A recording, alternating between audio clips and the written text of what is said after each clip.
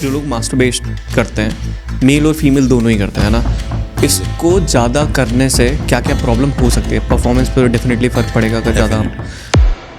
अब वो इंटरकोर्स ही नहीं जानते करना, What? उनको पता ही नहीं है इंटरकोर्स क्या चीज़ होती है, तो वो कहते बच्चा। मैंने कहा बच्चा कैसे आप प्लान करते हो, आप कितनी बार इंटरकोर्स करते हो? कहते ये क्या चीज़ होती है, सेक्स क्या चीज़ होती है। उनको सेक्स तो पता था क्या चीज़ होती है, बट ये तो गलत चीज़ होती है, ये बोलते हैं। एक्सट्रीम केसेस होते हैं कि जहाँ पर पेशेंट हमें आकर ये भी कह देता है कि सर मेरे को तो एडिक्शन हो गया। एडिक्शन किस चीज़ की? मास्टरबेशन की एडिक्शन कैसे हुई? कि बहुत सारे लोगों का कहना ये है कि जब हम परफॉर्म करने जाते हैं तो हम पे परफॉर्मेंस नहीं होती, लेकिन व्हेन वी टेक अल्कोहल हमारी परफॉर्मेंस बहुत अच्छी हो जाती है। एग्जैक्टली। ये मार्केट में ना बहुत सारी डिफरेंट तरीके की मेडिसिन है। कोई वाइग्रा है, शिलाजीत, XYZ, जो सारी चीज़ें होती है कि इससे हमारा टाइम इंक्रीज हो जाएगा। क्या ये एक्चुअली में मेडिसिन काम करती है? और काम करती है तो इनके कुछ ना कुछ साइड इफेक्ट 100% होते होंगे। How to satisfy a woman, बहुत सारे मेल्स को एक्चुअली में नहीं पता है कि इसी तरीके से जिस तरीके से आप सेटिस्फाई होते हैं, इसी तरीके से वुमेन भी सेटिस्फाई होती है। जैसे कि आपने टीजर देख लिया है, ये पॉडकास्ट बहुत ही पावरफुल, बहुत ही इन्फॉर्मेटिव है। इसके अंदर हमने डिस्कस किया है बहुत इन डेप्थ में जाके कि how to satisfy a woman, और ये हमने एक डॉक्टर के साथ किया है जो सेक्सोलॉजिस्ट है। एंड मैं आपको बता दूं, इंडिया के अंदर मोस्टली मेल को पता ही नहीं है कि how to satisfy a woman. जिस तरीके से मेल का ऑर्गेज्म होता है, वो सेटिस्फाई होते हैं सेक्स करने के बाद, इसी तरीके से फीमेल भी होती है। लेकिन कैसे होती है उसके मल्टीपल पॉइंट्स हैं। अगर आपने ये पॉडकास्ट देख लिया तो शायद आपका पार्टनर आपसे हमेशा खुश रहेगा। अगर आप बड़ी एज में हो और आपके पार्टनर को नहीं पता है कि कैसे सेटिस्फाई किया जाता है, तो आप अपने पार्टनर को ये पॉडकास्ट भेज सकते हो, जिसकी वजह से उनकी बुद्धि में घुसेगा कि एक फीमेल को सेटिस्फाई किस तरीके से किया जा सकता है। और ये पॉडकास्ट बहुत ही ज़्यादा इन्फॉर्मेटिव है, तो इस पॉडकास्ट को पूरा देखो और सीखो कि how to satisfied your partner. See you inside the podcast. Hi doctor Himanshu, welcome to the DD show. I am really excited about this podcast क्योंकि ये बहुत सारे लोगों की प्रॉब्लम है जिसके बारे में आज हम डिस्कस करने वाले हैं। पॉडकास्ट स्टार्ट करने से पहले मैं आपको एक चीज़ बताना चाहता हूँ जो कि रिसेंटली हमारे साथ हुई। पीपल इवन डोंट नो कि how to satisfy a woman. ये बहुत सारे लोगों की प्रॉब्लम है। मेरा एक फ्रेंड है, हम सोसाइटी में वॉक कर रहे थे एंड वॉक करते करते हमारा कुछ ऐसा डिस्कशन चढ़ गया कि उसको पता ही नहीं है कि सारी चीज़ें किस तरीके से होती है ना, how to satisfy a woman. उसके बाद ये डिस्कशन में अपने ऑफिस में लेके आया, कितने लोगों को पता है? एंड गेस व्हाट, 80% लोगों को ये मालूम ही नहीं है। एग्जैक्टली अगर मैं बात करूं सेटिस्फाई का एक मूवमेंट और फीमेल सेटिस्फेक्शन का, इट्स अ बिग थिंग। देखो अगर मैं मान के चलो satisfy level it's different to different, very to very. मतलब डिफरेंट टू डिफरेंट, वेरी का वेरी मीन्स कि अगर आप फीमेल टू फीमेल भी जाओगे तो वहाँ पर भी आपको डिफरेंसेस देखने को मिलेंगे। बट अगर मैं वैसे बस बात करूं कि the point where we can tell कि हाँ यहाँ से आप सेटिस्फेक्शन ले सकते हो, तो वो एक क्लिटोरिस पार्ट होता है वेजाइना के ऊपर। हम इसके ऊपर आएंगे। We need to slow it down because मैं चाहता हूँ कि स्टेप बाय स्टेप चलें, क्योंकि मैं नहीं चाहता कि उनको ये रियलाइजेशन भी होना चाहिए उन्होंने क्या गलती करी है, और वहाँ तक हम धीरे धीरे चलेंगे। तो मेरा सबसे पहला क्वेश्चन ये है कि मोस्टली जो ऑडियंस है, अगर आयुर्वेदा के अकॉर्डिंग देखा जाए तो masturbation is very bad thing, वो आपको करना ही नहीं चाहिए। And according to doctors it's normal कि आप कर सकते हो, वीक में 1 या 2 बार आप कर सकते हो। तो आपका क्या टेक है इस चीज़ के ऊपर, मास्टरबेशन के ऊपर? देखो masturbation it's a daily routine होनी चाहिए। मैं उसको बुरा नहीं कहता, गलत नहीं कहता। वैसे भी अगर बात करूँ मास्टरबेशन की भी बात करूँ तो वो अप्रॉक्सीमेटली अगर 3 दिन के बाद भी बात करूँ तो 3 दिन बाद हमारे स्पर्म डेड होने ही होने हैं। उसके पीछे कोई अलग साइंस नहीं है, क्योंकि हर 3 दिन बाद हमारे न्यू स्पर्म बनने हैं और हर 3 दिन के बाद वो डेड होने हैं। तो जब भी अगर हम लेट मास्टरबेशन करते हैं तो हम सब नहीं, एज अ मेल बॉडी हमने ये एक बारी ज़रूर चेक किया होगा कि हमारा टेक्सचर कैसा है स्पर्म का, या हमारे सीमन जो निकलता है उसका टेक्सचर कैसा है। वो थोड़ा सा ऑर्डर आ जाता है, उसमें स्मेली हो जाता है थोड़ा, और वो इसलिए हो जाता है क्योंकि उस टाइम पे हम डेड स्पर्म काउंट को ज़्यादा रिलीज़ कर रहे होते हैं। अब ऐसा है कि जैसे हमारी एक साइकिल है, जो स्पर्मेटोजेनेसिस की साइकिल है, वो बेसिकली 90 डेज़ की होती है, बट उसके इंटरनल ही 3-3 दिन में हमारे न्यू स्पर्म काउंट बनेंगे और पुराने 3 दिन में वो डेड होंगे। और उसी के अंदर वो मिक्स रहते हैं सारे? हाँ, वो सारा मिक्स। देखो बेसिकली अगर हम इजैकुलेट करते हैं वो सीमन करते हैं, हम स्पर्म नहीं करते, स्पर्म उसके साथ मिक्स ही होता है। प्रोस्टेट ग्लैंड बनाता है हमारा सीमन, और जो टेस्टीज हैं वो हमारे बनाते हैं स्पर्म। दोनों जाते हैं एक सेमिनल वेसिकल्स में मिक्स होते हैं, देन वो इजैकुलेटरी डक्ट से बाहर की तरफ आते हैं और फिर वो इजैकुलेट होते हैं। वो सिंपली ऐसे नहीं होता कि सीधा स्पर्म टेस्टीज के गए और वो निकल गए, ऐसा नहीं होता। सीमन होता है, सीमन के अंदर मिक्स होता है, देन वो इजैकुलेट होता है। अब जो सीमन है वो प्रोस्टेट ग्लैंड बना रहे हैं और जो स्पर्म है वो टेस्टीज बना रहे हैं। तो हमारे टेस्टीज जो है वो इंटरनली ही एक साइकिल होती है उसके अंदर, जिससे स्पर्मेटोजेनेसिस के बोल देते हैं। और स्पर्मेटोजेनेसिस की साइकिल में जो इश्यूज आते हैं, जैसे कि 3 दिन के बाद डेड होना या 3 दिन के बाद अलाइव होना या नए स्पर्म काउंट आना, वो उसी के अंदर ही चलता रहता है। जब वो बनते हैं तो वो डेड भी होते हैं। तो इस बीच की प्रोसेस के अंदर अगर हम मास्टरबेशन करते हैं हर 3 दिन के बाद, तो दैट्स अ ओके, कोई इशू नहीं है। इसलिए कहते हैं वीक में 3 बारी कर लो, कोई इशू नहीं है, वीक में 2 बारी कर लो, कोई इशू नहीं है। हाँ, अगर ये एक्सट्रीम होती है, अब इन्हीं दौरान जो होता है वो एक्सट्रीम केसेस होते हैं कि जहाँ पर पेशेंट हमें आकर ये भी कह देता है कि सर मेरे को तो एडिक्शन हो रही है। एडिक्शन किस चीज़ की? मास्टरबेशन की। मास्टरबेशन की एडिक्शन कैसे हुई? जब उसको वो बार बार वो प्लेजर आने लगा, उसने कहा कि ये प्लेजर मेरे को बार बार रिलैक्स करता है और स्ट्रेस फ्री रखता है, जिसकी वजह से वो बार बार इसी जगह पे आता है। जैसे कि अल्कोहल की एडिक्शन, जैसे कि सिगरेट की एडिक्शन, वैसे वो उसको सेटिस्फाई कर रहा है और अपने प्लेजर पे इंजॉय कर रहा है, तो उसकी वो एडिक्शन ले लेता है। अब वो एडिक्शन जो है वो हार्मफुल है। Got it. मैं थोड़ा सा डीप जाना चाहूँगा। आपने बोला प्रोस्टेट ग्लैंड, इसका क्या काम होता है? प्रोस्टेट ग्लैंड बेसिकली फंक्शन जो होते हैं वो सीमन प्रोड्यूस करने का ही काम होता है। एक ब्लैडर के नीचे एक छोटा सा ग्लैंड होता है जिसका काम है सीमन को प्रोड्यूस करना, सीमन प्रोड्यूस करना और हमारे स्पर्म के साथ मिलके बाहर निकलना। सीमन जो है वो बेसिकली हम इजैकुलेट ही करते हैं। अगर जहाँ पर हम देखते हैं पेशेंट में नील स्पर्म काउंट भी है, जहाँ पर स्पर्म नहीं भी बन रहे, तब भी वो इजैकुलेट करता है। तो प्रोस्टेट ग्लैंड सीमन प्रोड्यूस करता है और हमारा जो टेस्टीज है वो स्पर्म प्रोड्यूस करते हैं। राइट। सो आजकल आपने देखा होगा प्रोस्टेट कैंसर बहुत लोगों को हो रहा है एक्चुअली। सो ये किस, आज मैंने देखा है कि ये जल्दी एज में भी होना स्टार्ट हो गया है। एग्जैक्टली। आप इसके बारे में थोड़ा हाईलाइट करना चाहेंगे, क्योंकि हम मास्टरबेशन पे दोबारा आएंगे, लेकिन ये एक बहुत बड़ी और सीरियस प्रॉब्लम होती जा रही है। एक्चुअली में प्रोस्टेट ग्लैंड जो है वो बेसिकली हैम्पर्ड हो रहा है बार बार। वो उसका रीज़न ये नहीं कि मास्टरबेशन कर रहे हो या कुछ है, ऐसा नहीं है। आज की डेट में हम देखें तो अपना यूरिनेशन देखो, हम बहुत टाइम होल्ड करते हैं, फिर उसके बाद हम निकालते हैं। दूसरा, हमारे जेनेटिक डिसऑर्डर्स भी आ जाते हैं। तो ये बार बार इम्पैक्ट पड़ने वाली जगह होती है प्रोस्टेट ग्लैंड, कि वो किसी ना किसी इम्पैक्ट से हो रहा है। अगर मान के चलो मैं हमेशा आपको बांध के रखूँगा, आपको हमेशा टाइट रखूँगा, तो आप कभी ना कभी तो फटोगे। वैसे ही हमारे सारे ऑर्गन्स होते हैं। तो वो एग्जैक्टली पहले आता है प्रोस्टेटमेगोली में, फिर वो कैंसर में कन्वर्ट होता है, जहाँ पर अब प्रोस्टेट ग्लैंड अपने साइज़ को थोड़ा सा बढ़ा लेता है। जब उसके ऊपर बार बार काम, लोड या प्रेशर पड़ रहा होता है तो अपने आप को बढ़ा लेता है।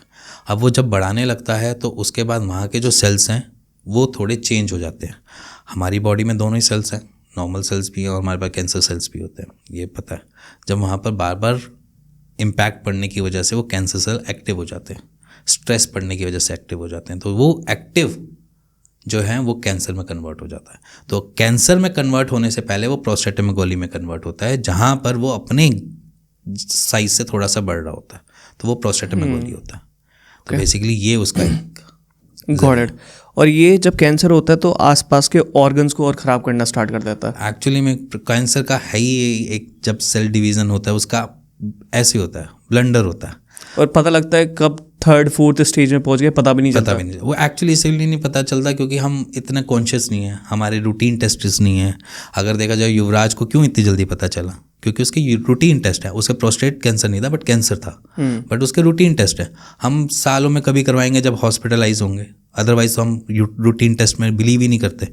एक इंडियन अगर मैं बात करूँ तो एक नॉर्मल इंडियन वो कहते हैं क्या रूटीन टेस्ट करना, बल्कि टेस्ट करवाएंगे तो टेंशन लेंगे, 2 चीज़ें और पकड़ी जाएंगी तो उसके लिए हमें और कुछ करना पड़ेगा, तो इसलिए वो टेस्ट ही नहीं करवाता। तो मेरे हिसाब से routine test it's mandatory for every citizen, कहीं का भी हो, कहीं कैसा भी हो, तो मैंडेटरी होना चाहिए वो। और इसका स्पेसिफिक रीज़न क्या होता है कि अगर देखा जाए कि ये होता क्यों है, किस रीज़न, मतलब जो आजकल ये हो रहा है, तो इसके लिए क्या प्रिकॉशन लिया जा सकता है कि ये होना?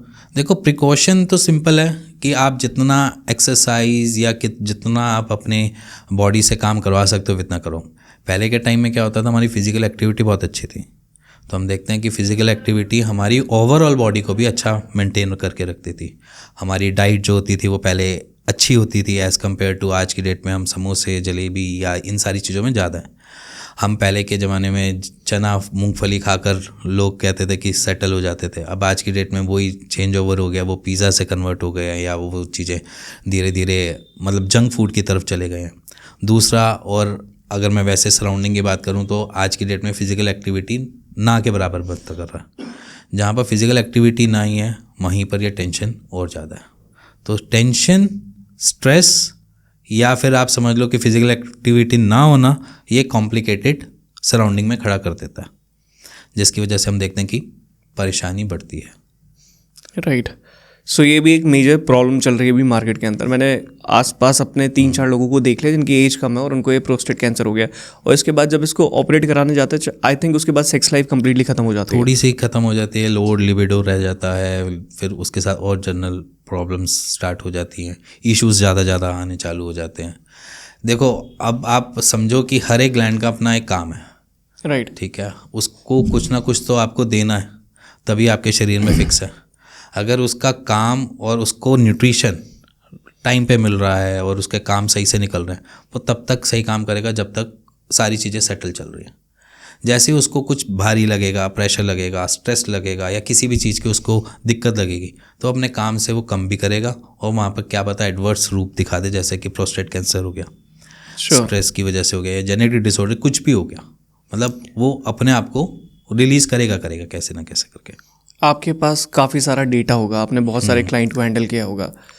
आज क्या एज है बच्चों की जो मास्टरबेट स्टार्ट कर देता है? देखो, बच्चों की एज वैसे तो देखा जाए तो 18 से अबव होनी चाहिए, जो भी एक नॉर्मल एज होती है। बट आज की डेट में क्या है कि हम बहुत ओपन हो चुके हैं। आज की डेट में बच्चे को स्मार्टफोन मिल जाता है जल्दी, अप्रॉक्सीमेटली 14-15 में मिल जाता है, और स्मार्टफोन मिलते ही 2-4 चीज़ें उसको वैसे भी मिल जाती हैं, जिससे पोर्न वगैरह में इंडल्ज हो जाना, फिर देन वहीं से उसको आदत भी पड़ जाती है मास्टरबेशन की। तो मेरे हिसाब से फ़ोन एक हमारे लिए अच्छा भी पॉइंट है। मतलब अगर मैं बात करूँ तो टेक्नोलॉजी अच्छी है, बट एक तरफ वो हमें एडवर्स भी दिखाता है, जहाँ पर हमने देखा कि बच्चे 14 की एज में जाकर मास्टरबेशन करना स्टार्ट कर देते हैं, 13 की एज में स्टार्ट कर देते हैं मास्टरबेशन। तो ये जो अर्ली एजेस वाली जो मास्टरबेशन है ना, ये गलत है। अर्ली एजेस में मतलब कि अगर आप इस मोमेंट पे ये मोमेंट जो होता है टीन एज का होता है। टीन एज में अगर मैं कुछ भी कर रहा हूँ और जो मेरा अभी ढंग से चीज़ें बनी नहीं है, मैं उसको यूटिलाइज़ करने की कोशिश कर रहा हूँ, तो वो क्या करेगा, धीरे करके फर्टिलिटी में इश्यूज़ लाने स्टार्ट कर देगा। आफ्टर 18 आप देखो कि अगर सीमन एनालिसिस की रिपोर्ट है तो वहाँ पर स्पर्म काउंट थोड़ा कम आ रहा है, ओलिगोस्पर्मिया जैसी प्रॉब्लम क्रिएट हो रही है। तो ये उसके एडवर्स रूप है। एक्सट्रीम एडिक्शन जो है वो भी सेम यही चीज़ लेकर आता है, और जब हम अर्ली एजेस में मास्टरबेशन देखते हैं तो भी सेम यही चीज़ लेकर आता है कि फर्टिलिटी इश्यूज़ आगे फ्यूचर में आने स्टार्ट हो जाते हैं। Got it. आप थोड़ा सा प्रोसेस बताओगे कि स्पर्म बनते कैसे? देखो, वैसे तो पूरी स्पर्मेटोजेनेसिस साइकिल है, उसमें बहुत सारे अलग अलग स्टेप्स होते हैं, ठीक है, जर्म सेल, वो एक पूरी चेन सिस्टम है। अगर मैं वो समझाऊंगा तो वो थोड़ा टिपिकल हो जाएगा, बट मैं सिंपल एक चीज़ बोलता हूँ, बहुत सटीक इसका एक बढ़िया सा आंसर है, जैसा आप खाओगे वैसा आप प्रोड्यूस करोगे, ठीक है। मान लीजिए अगर मेरी डाइट में प्रोटीन है तो मेरे स्पर्म काउंट बढ़ेंगे, अगर मेरी डाइट में कार्ब्स ज़्यादा है तो मेरे स्पर्म काउंट हो सकता है लोअर साइड जाए। तो ये एक पैटर्न है जो हमारी बॉडी न्यूट्रिशन को गैदर करती है और वो आपको निकाल के देती है। अब जैसे हमारे स्पर्म है वो प्रोटीन के बने हुए हैं। अगर आपको लग रहा है कि मैं बीच में कहाँ से आ गया, तो मैं आपकी मदद के लिए आया हूँ। अगर आप जॉब कर रहे हो और आपको अपना खुद का बिजनेस स्टार्ट करना है और आपको समझ में नहीं आ रहा कि स्टेप 1 क्या होगा, स्टेप 2 क्या होगा, कोई समझाने वाला नहीं है, तो इसके लिए मैंने एक क्लियर रोड मैप बिल्ड किया है, जिसकी मदद से इंप्लीमेंट करके आप अपनी सैलरी का 5 गुना या 10 गुना निकाल सकते हो विद इन अ मंथ, 1 महीने के अंदर। और मैं इसके लिए 100% श्योर नहीं हूँ, मैं इसके लिए 10,000% श्योर हूँ। नीचे डिस्क्रिप्शन में हमारी ट्रेनिंग का लिंक है, स्टार्ट योर ओन बिजनेस, वहाँ पे क्लिक करके आप जान सकते हैं और सीख सकते हैं। Now you can enjoy this podcast. अगर मेरी बॉडी की प्रोटीन की मात्रा पूरी है, अच्छी है, तो मेरे को प्रोटीन से बने हुए स्पर्म काउंट अच्छे दिखेंगे, क्वालिटी बेटर हो जाएगी। अब इसमें रिक्वायरमेंट होती है जैसे जिंक की। जिंक एक अच्छा तत्व है जिसमें हम कहते हैं कि जिससे बेसिकली स्पर्म अच्छे बढ़ते हैं। इवन फीमेल में भी अगर जिंक जाता है तो वहाँ पर फर्टिलिटी जो है वो अच्छी मेंटेन रहती है। तो यहाँ पर भी सेम कहता हूँ कि जिंक हो गया, विटामिन डी हो गया, विटामिन ई हो गया, ये जितने भी सप्लीमेंटेशन है अगर आप इनटेक करते हैं तब भी आप देखते हैं कि स्पर्म काउंट बढ़ते हैं। इवन एलोपैथी की प्रिस्क्रिप्शन में भी चले जाओगे वहाँ पर भी सेम यही होता है कि जिंक के कैप्सूल मिलेंगे, प्रोटीन के डेरिवेटिव मिलेंगे, आपको थोड़े से मल्टीविटामिन्स मिलेंगे। वो इसलिए तो देते हैं क्योंकि आपके जो विटामिन्स है, मिनरल्स है, जो भी कम हो रहा है उसकी कमी पूरी कर दें और आपको निकाल के आप जो प्रोड्यूस करके दें वो आपको स्पर्म प्रोड्यूस करके दें। ओके मैं आपसे ना कुछ चीज़ जानना चाहता हूँ। जैसे जो लोग मास्टरबेशन करते हैं, मेल और फीमेल दोनों ही करते हैं ना, इसको ज़्यादा करने से क्या क्या प्रॉब्लम हो सकती है? परफॉर्मेंस पर डेफिनेटली फ़र्क पड़ेगा अगर ज़्यादा हम। आप एक बारी बता दीजिए कि बहुत सारे लोगों को जिनको एडिक्शन है उनको नहीं पता है शायद कि इससे क्या क्या प्रॉब्लम हो सकती है। तो कहाँ तक जा सकता है, आप एक बारी प्लीज़ पे बताइए। देखो, जब अगर हम एडिक्टिव मास्टरबेशन की बात करें तो हमें सबसे पहला इशू आता है PME का। ओके प्री मैच्योर एजैकुलेशन की एक प्रॉब्लम आती है। इसी में लो लिबिडो का भी आ जाती है। लो लिबिडो मतलब एक तरीके से इरेक्टाइल डिसफंक्शन, ठीक है, फर्टिलिटी इश्यूज ये आ सकते हैं। अब ED क्यों आता है, PME क्यों आता है और फर्टिलिटी इशू क्यों आता है, मैं उसके भी रिस्पॉन्ड दे देता हूँ। सबसे पहले आता है इरेक्टाइल डिसफंक्शन, जहाँ पर हम पेशेंट को देखते हैं कि बहुत एक्सेसिव मास्टरबेशन के बाद जब वो फीमेल के साथ इंटरकोर्स करने जाता है तो उसको वो चीज़ें नहीं मिल रही होती जो वो एक्चुअली इंजॉय कर रहा होता है ड्यूरिंग मास्टरबेशन। ओके हाँ, तो यहाँ पर क्या होता है, इरेक्टाइल डिसफंक्शन आता है कि उसको वो फील ही नहीं आ रही। अगर मान के चलो, अगर आपके पास एक सराउंडिंग सिस्टम है, आपके पास अपना खुद का ऑरा है, आपके पास अपना कमरा है, आप उस बीच में आपने एक अपने विज़न बना रखी है, आपने एक अपना अलग से बना रखा है कि सिंगल, मान के चलो इमेजिनेशन चल रही है, तो उस इमेजिनेशन में आपकी जो फील है वो आपकी एक लेवल पे होती है जहाँ पर आप फील कर रहे होते हो उस चीज़ को। और जब आप ड्यूरिंग इंटरकोर्स के आसपास जाते हो या इंटरकोर्स करने जाते हो वहाँ पर वो ब्रेक डाउन हो जाती है चीज़ें, तो वहाँ पर आपका इरेक्टाइल डिसफंक्शन जैसी प्रॉब्लम क्रिएट हो जाती है, इरेक्टाइल ही नहीं होता। देन उसके बाद आ जाती है प्री मैच्योर इजैकुलेशन, सेम यही प्रॉब्लम कि वहाँ पर जो आप फील करते हो जैसा आप सराउंडिंग फील करते हो, बट जब इंटरकोर्स इरेक्टाइल हो भी गया, जब आपने आगे थोड़ा सा ड्यूरिंग इंटरकोर्स बढ़ाया, अपना सेक्स ड्राइव बढ़ाई, तो उस बीच में भी इशू आ जाते हैं कि वो फील नहीं आ रही जो आनी चाहिए थी, तो वहाँ पर इजैकुलेशन जल्दी होने की संभावनाएं बढ़ जाती हैं। अब आ जाता है फर्टिलिटी इशू। फर्टिलिटी इशू इसलिए मैं कहता हूँ जब हम अर्ली करते हैं या फिर हम एडिक्टिव होते हैं तो हमारे स्पर्म ढंग से बन ही नहीं पा रहे हैं। हम उससे पहले ही उसको इजैकुलेट कर रहे हैं। जैसे 3 दिन का रेशो बनाया, मैंने उससे पहले उसको इजैकुलेशन करने पर चालू कर दिया। जब मैं दिन में 2 बार इजैकुलेट कर रहा हूँ या 3 बार इजैकुलेट कर रहा हूँ तो मेरे स्पर्म बन ही नहीं रहे। वो बार बार जो प्रोसेस है, टेस्टीज है, वो जो लगा रहा है, बट मैं उससे ओवर यूज़ करने की कोशिश कर रहा हूँ। तो एक टाइम पे ऑर्गन भी बोल देता है बस गए, अब नहीं हो पाएगा, तो वो अपनी प्रोडक्शन को ही धीरे धीरे कम करना चालू कर देता है। कहते हैं मेरे बनते हैं नहीं, ये पहले इजैकुलेट कर देता है, तो हम पूरे ढंग से करें ही नहीं, काम ही नहीं करें, तो वहाँ पर क्या होता है कि स्पर्म काउंट धीरे धीरे लोअर साइड आने चालू हो जाते हैं। अब किसी चीज़ का भी एक्सेसिव यूज़ आपकी बॉडी पे हैम्पर तो करेगा ही। मान लीजिए अगर आपकी गाड़ी में टायर्स हैं और टायर घिस रहे हैं, आप चेंज कराओगे या कुछ कराओगे, बट आप घिसे हुए चलाओगे तो कभी ना कभी तो फटेंगे ना। सेम वैसे ही किसी भी ऑर्गन का यूज़ करना, वो भी एक्सेसिव यूज़ करना, वो आपको इम्पैक्ट डालेगा। तो वहाँ पर फर्टिलिटी इश्यूज जैसी प्रॉब्लम क्रिएट हो जाती है। और इससे क्या टाइम ड्यूरेशन पे फ़र्क पड़ता है व्हेन दे आर परफॉर्मिंग? हाँ, actually premature ejaculation it's related to got it basically timing. Got it, okay. एक और बहुत बड़ी समस्या है नाइटफॉल। हाँ, एक्चुअली देखा जाए बहुत बढ़िया। देखो वो वैसे देखा जाए तो वो नॉर्मल भी है। अगर मैं बात करूँ कि विद इन अ मंथ आप 2 बार ही, एक बार ही नाइटफॉल होता है तो इट्स ओके, वो कोई परेशानी वाली कोई बात नहीं है, ना कोई ट्रबल वाली बात है। हाँ, बट अगर आप फ्रीक्वेंटली नाइटफॉल पे हो, मतलब वीक में 2 बार ही हो रहा है, 3 बार ही हो रहा है, तो वो दैट्स अ प्रॉब्लम। तो उसमें क्या है, नाइटफॉल जो है वो बेसिकली हम रीजंस अलग अलग देखते हैं उसमें।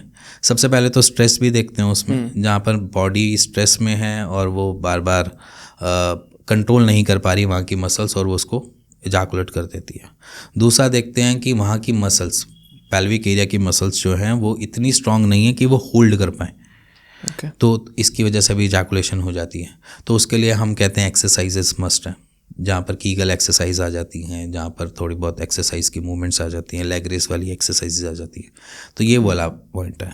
एक होता है कि जहाँ पर हम कहते हैं कि बॉडी में गर्मी बढ़ गई, और ये मोस्ट ऑफ द डॉक्टर्स आपको ये कहते हुए मिल जाएंगे कि बॉडी में गर्मी बढ़ जाना जिसकी वजह से इजैकुलेशन नाइटफॉल हो जाना। तो यहाँ पर बेसिकली क्या होता है कि ये जितनी भी गर्मी वाला होगा इजैकुलेशन या क्या इस तरीके के इजैकुलेशन जितने भी होंगे, ये आपको नॉर्मली कभी भी मिलेंगे बिना वेट ड्रीम्स के। देखो अभी क्या होता है, 2 बारी नाइटफॉल होते हैं, मतलब मान के चलो एक होता है वेट ड्रीम्स के और एक होता है विदाउट वेट ड्रीम्स के। Okay. आपके माइंड में कुछ आया, आपका रात को नाइटफॉल हुआ, दैट्स अ ओके, वो एक सही है। बट जब आपके माइंड में कुछ आया ही नहीं बट तब भी इजैकुलेट हो रहा है, तब वो एक और बड़ी प्रॉब्लम बन जाती है। तो वहाँ पर हम देखते हैं कि बॉडी में बहुत सारी चीज़ें कॉम्प्रोमाइज़ हो रही हैं, चाहे वो न्यूट्रिशन कॉम्प्रोमाइज़ हो, चाहे वो बेसिकली गर्मी, जैसे गर्मी एक कहने की बात है गर्मी, बट गर्मी का कोई ऐसा कोई लेना देना नहीं होता। बट जैसे हार्मोनल चेंजेस एकदम से हो जाना, तब भी देखते हैं कि नाइट फॉल हो गया, बॉडी एकदम से चेंजेस लेकर आ रहे हैं, FSH लेवल सब बिगड़ रहे हैं, टेस्टोस्टेरोन लेवल बिगड़ रहे हैं, तब भी नाइट फॉल हो जाना, ये तभी प्रॉब्लम्स आती हैं। तो बेसिकली नाइट फॉल होना टिपिकली डिफरेंट पड़ाव पे डिफरेंट चीज़ें हैं। अगर वो बहुत ज़्यादा हो रहा है तो परेशान होने वाली बात है। अगर महीने में आप 3 बारी या 2 बारी कर लेते हो तो कोई प्रॉब्लम नहीं है, विदाउट किसी इजैकुलेशन के। मतलब कि आप मास्टरबेशन नहीं कर रहे हो बट 3 बारी महीने में इजैकुलेट कर रहे हो या एज ए नाइट फॉल हो जाता है, तो वो नॉर्मल है, उसको कोई टेंशन लेने वाली बात नहीं है, स्ट्रेस लेने वाली बात नहीं है। Got it. ये बहुत बड़ा सवाल है, शायद ये पूरे भारत का, मोस्टली लोग जानते नहीं इस चीज़ को। What is sex according to you? According to me sex is a life. Okay. वो इसलिए कहता हूँ क्योंकि बिना सेक्स के ना मैं हूँ ना आप हो, ठीक है। और अगर मैं सेक्स की बात करूँ तो it's a life, completely life.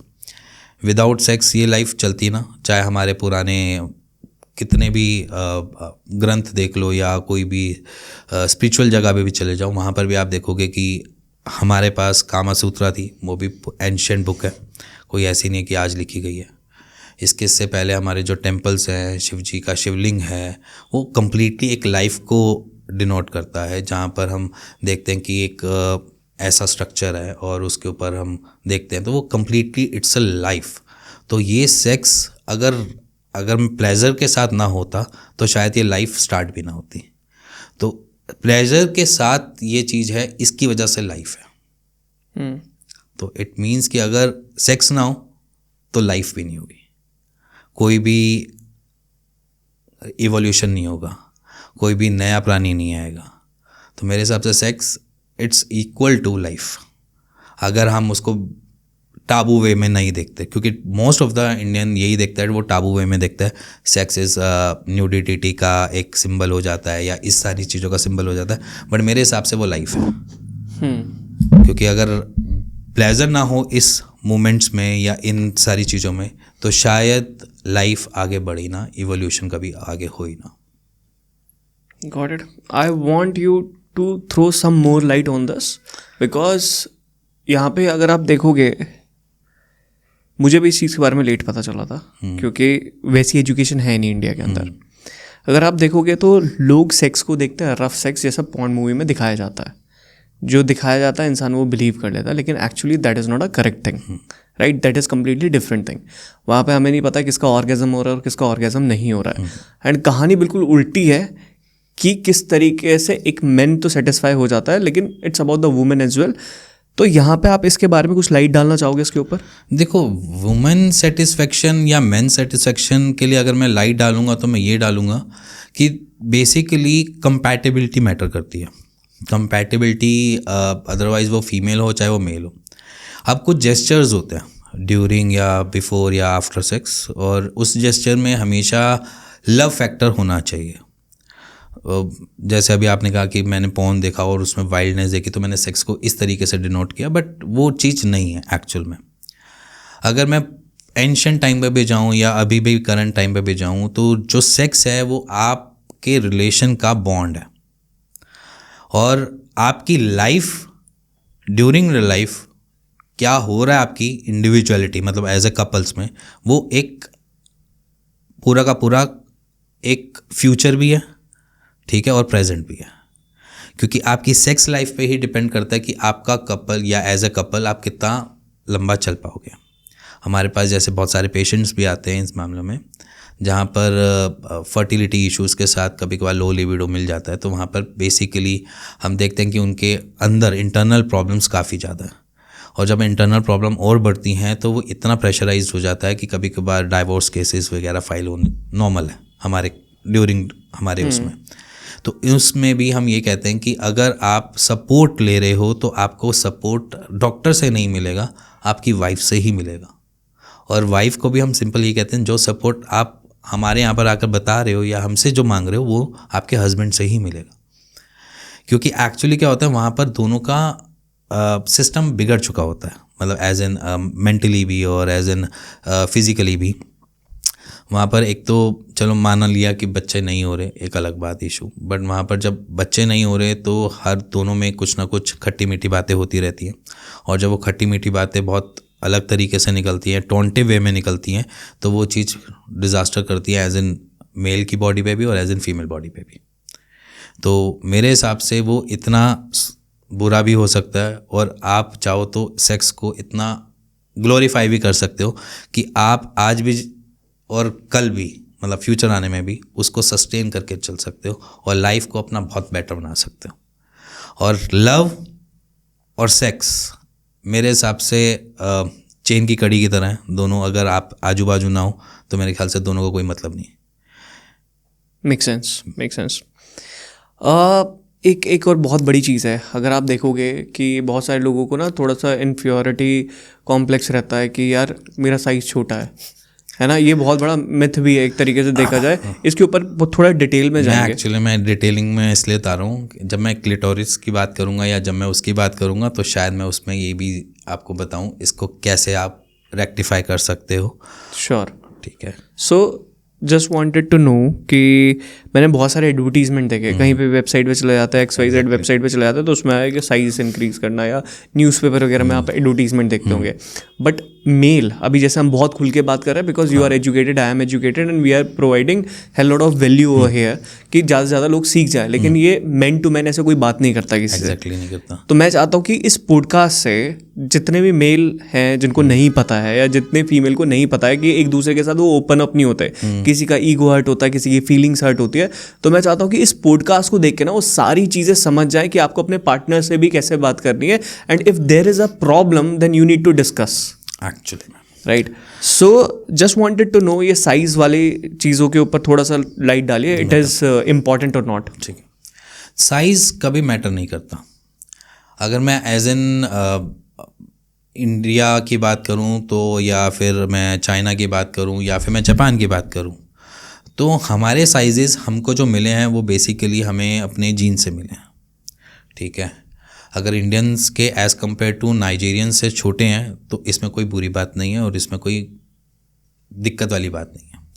छोटा बड़ा कभी मैटर नहीं करता। एक्चुअली अगर मैं नॉर्मली फीमेल प्लेजर वाली भी बात करूं तो वो एक पॉइंट है जहाँ पर बेसिकली प्रेसिंग या कोई भी हैंड यूज़ करके या सिर्फ नॉर्मल लो जॉब देकर भी उनको प्लेजर दिया जा सकता है और नेक्स्ट लेवल पे प्लेजर उनको मिल सकता है। तो कभी भी साइजेस मैटर नहीं करते। अगर मैं बात करूं नॉर्मली, जैसे हमारे पास भी पेशेंट आते हैं जनरली, तो जनरली पेशेंट ये कहते हैं कि इनका साइज़ छोटा है इसलिए कंसीव नहीं हो रहा। तो मेरे हिसाब से वहाँ पर कंपैटिबिलिटी की इश्यूज़ है। कंपैटिबिलिटी मान जहाँ पर फीमेल सेटिस्फेक्शन कम हो रही है और मेल जल्दी सेटिस्फाई हो जाता है या प्री मैच्योर इजैकुलेशन का पेशेंट बन जाता है, तो वहाँ पर कंपैटिबिलिटी नहीं हो पाती। हम स्पर्म भेजते तो हैं बट उनकी इम्यूनिटी, उनकी बॉडी उसको रिजेक्ट करने में वहीं तक ही सीमित हो जाती है। वो अपने आगे वाले मूवमेंट को, या जैसे मैं बोलूँ कि अपने यूट्रस को या अपने फैलोपियन ट्यूब्स को खोलती ही नहीं है ढंग से। जब वो खोल ही नहीं पाएगी तो स्पर्म जाएगा ही नहीं वहाँ पर, और स्पर्म जाएगा नहीं तो पेनिट्रेट नहीं कर पाएगा। तो पेनिट्रेट करने के लिए बेसिकली दोनों का प्लेजर होना, या दोनों का प्लेजर या ऑर्गेज़म फील होना, अराउजल होना ज़रूरी है। ऐसा नहीं है कि सिर्फ मेल हो जाएगा तो फीमेल बॉडी नहीं हो तो वहाँ पर काम नहीं बनेगा, फर्टिलिटी इश्यूज़ वहाँ पर भी आते हैं। तो इसीलिए मैं कहता हूँ कि जब ऐसे कोई चीज़ें हैं रिलेशनशिप में तो डिस्कस करो। एज एन फीमेल को भी मैं कहता हूँ कि अगर आपको लग रहा है या फिर कुछ लग रहा है तो डिस्कस करो। और इवन मेरे हिसाब से हर एक मेल को अपनी परफॉर्मेंस पूछ लेनी चाहिए, how is it. For sure मैं आपसे ना कुछ चीज़ें ऑडियंस को बहुत क्लियर करना चाहूँगा इस पॉडकास्ट के थ्रू, कि बहुत सारे मेल्स को एक्चुअली में नहीं पता है कि वो अपना कर जाते हैं और उसके बाद हो गया। बट उनको ये भी पता होना चाहिए कि इसी तरीके से, जिस तरीके से आप सेटिस्फाई होते हैं, इसी तरीके से वुमेन भी सेटिस्फाई होती है, और उस पर ज़्यादा ध्यान नहीं देते वो। ध्यान क्या नहीं देते कि एजुकेशन ही नहीं थी तो उनको पता ही नहीं है उस चीज़ के बारे में। The most important thing is कि वो फीमेल भी डिस्कस नहीं करती है। मैं एक केस स्टडी देख रहा था, एक वुमन का डाइवोर्स हो जाता है, वो ये बोलती है कि आज तक मैंने ऑर्गेजम फील नहीं करा इन लास्ट 24 ईयर्स। सो इसका मतलब उसकी भी गलती है क्योंकि उसने बताया नहीं अपने पार्टनर को। इट इज़ वेरी इंपॉर्टेंट कि जो कन्वर्जेशन हो रही है वो 2 वे होनी चाहिए। सो इसके बारे में आप कुछ बोलना चाहते हैं? एग्जैक्टली बोलूँगा, क्योंकि जैसे मैंने अभी बताया कि अगर आप एज एन इंटरकोर्स कर रहे हैं और इंटरकोर्स से फ्री हो रहे हैं तो एज एन जेंटलमैन आस्किंग की तरह ही हाउ इज़ माई परफॉर्मेंस, एक बारी अगर आप अपने पार्टनर से पूछते भी हैं तो दैट मीन्स कि अगर वो आपको कुछ रेटिंग डाल दो, स्केलिंग डाल दो, 10 नंबर अपने आप को बोलो कि 10 में से 8 बोल, 9 बोल, that means that's a score. आप उस स्कोर को ऐसा मत लो कि दैट्स अ जज, दैट्स नॉट अ जज। आप बस इतना समझ सकते हो कि अभी वो सेटिस्फाई नहीं हुई है, तो इट मीन्स कि you need to work on that. हमें वहाँ पर काम करने की रिक्वायरमेंट है जिसको हम उसको सेटिस्फाई कर सकें। अब क्या होता है, बेसिकली ये नॉर्मल क्वेश्चनिंग नहीं की होती। अगर मैं बात करूं, एक नॉर्मल जेस्चर से भी बात करूं, एज ए मेल वो करता है, देन नॉर्मल उसके लिए वो फीमेल क्या है क्या नहीं उसके लिए वैल्यू ख़त्म हो जाती है, क्योंकि उसके मेंटल लिए ऐसे बने हुए हैं। क्योंकि हमारी एक सोसाइटी जो है मेल डोमिनेटिंग सोसाइटी है, तो उसके हिसाब से फीमेल की फीलिंग कुछ है ही नहीं। तो यहाँ पर फीमेल की फीलिंग्स मैटर इतनी ही करती है जितनी मेल की करती है।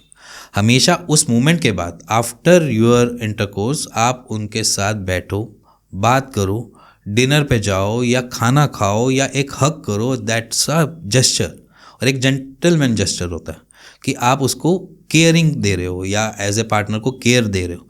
अदरवाइज जो आपके साथ वो शेयर करना भी चाहेगी वो नहीं कर पाएगी, क्योंकि फियर फैक्टर। हम जिस सोसाइटी में हैं, मेट्रो सिटीज़ में, यहाँ पर प्रॉब्लम्स नहीं है, बट एज एन अगर आप विलेजेस वगैरह में जाओगे वहाँ पर ये बहुत प्रॉब्लम है कि फ़ीमेल कह ही नहीं पाती। तो यहाँ पर मैं अगर फीमेल की बात करूँ कि वो 24 साल से क्यों चुप थी, क्योंकि फैक्टर ही यही था, क्योंकि वहाँ पर मे भी शायद उसको वो एनवायरनमेंट ही नहीं मिला कि जिसकी वजह से वो अपनी आवाज़ रख सके। Correct. So just wanted to know, जैसे मेल को लगता है कि पेनिट्रेशन से woman feel very good about it, but I don't think so. आपको ये चीज़ मेल के लिए इंपॉर्टेंट होती है that we are doing penetration, so they are feeling like good कि हमारा ऑर्गेज़म हो गया। लेकिन फीमेल को वो पसंद नहीं है, शायद जिस चीज़ में पेन हो रहा है तो उस चीज़ में उसको अच्छा नहीं लगेगा। नहीं, देखो एग्जैक्टली पेनिट्रेशन एकदम से कभी भी सबके लिए बुरी चीज़ है। अब मैं मान करता हूँ कि अगर मैं सीधा जाकर एक नॉर्मल एक मेल बॉडी सीधा जाकर पेनिट्रेट करती है, that's not a right gesture. ठीक है, आप मूवमेंट्स क्रिएट करो, मूवमेंट्स के बाद इंटरकोर्स करो, दैट्स अ नॉर्मल थिंग। अगर आप मूवमेंट्स ही नहीं क्रिएट कर रहे हो और सीधा जाकर बोलो कि पेनिट्रेट करना है, वो वेजाइना वैसे ही ड्राई है, आपने ड्राई वेजाइना के अंदर आपने पेनिट्रेट किया तो वहाँ पर वेजाइना के ऊपर छिलेगा ही ना। या कोई भी ऐसी जगह जहाँ पर आप सीधा इंटरकोर्स करने के लिए प्लान कर रहे हो विदाउट किसी लुब्रिकेशन के, तो वहाँ पर वो जलेगा, छिलेगा, सारी चीज़ें होंगी। तो वो तो एक तरीके से उनके लिए भी आफत हो जाती है। But over the time period वो क्या होता है कि छिलके जल के वो जगह सॉलिड हो जाती है।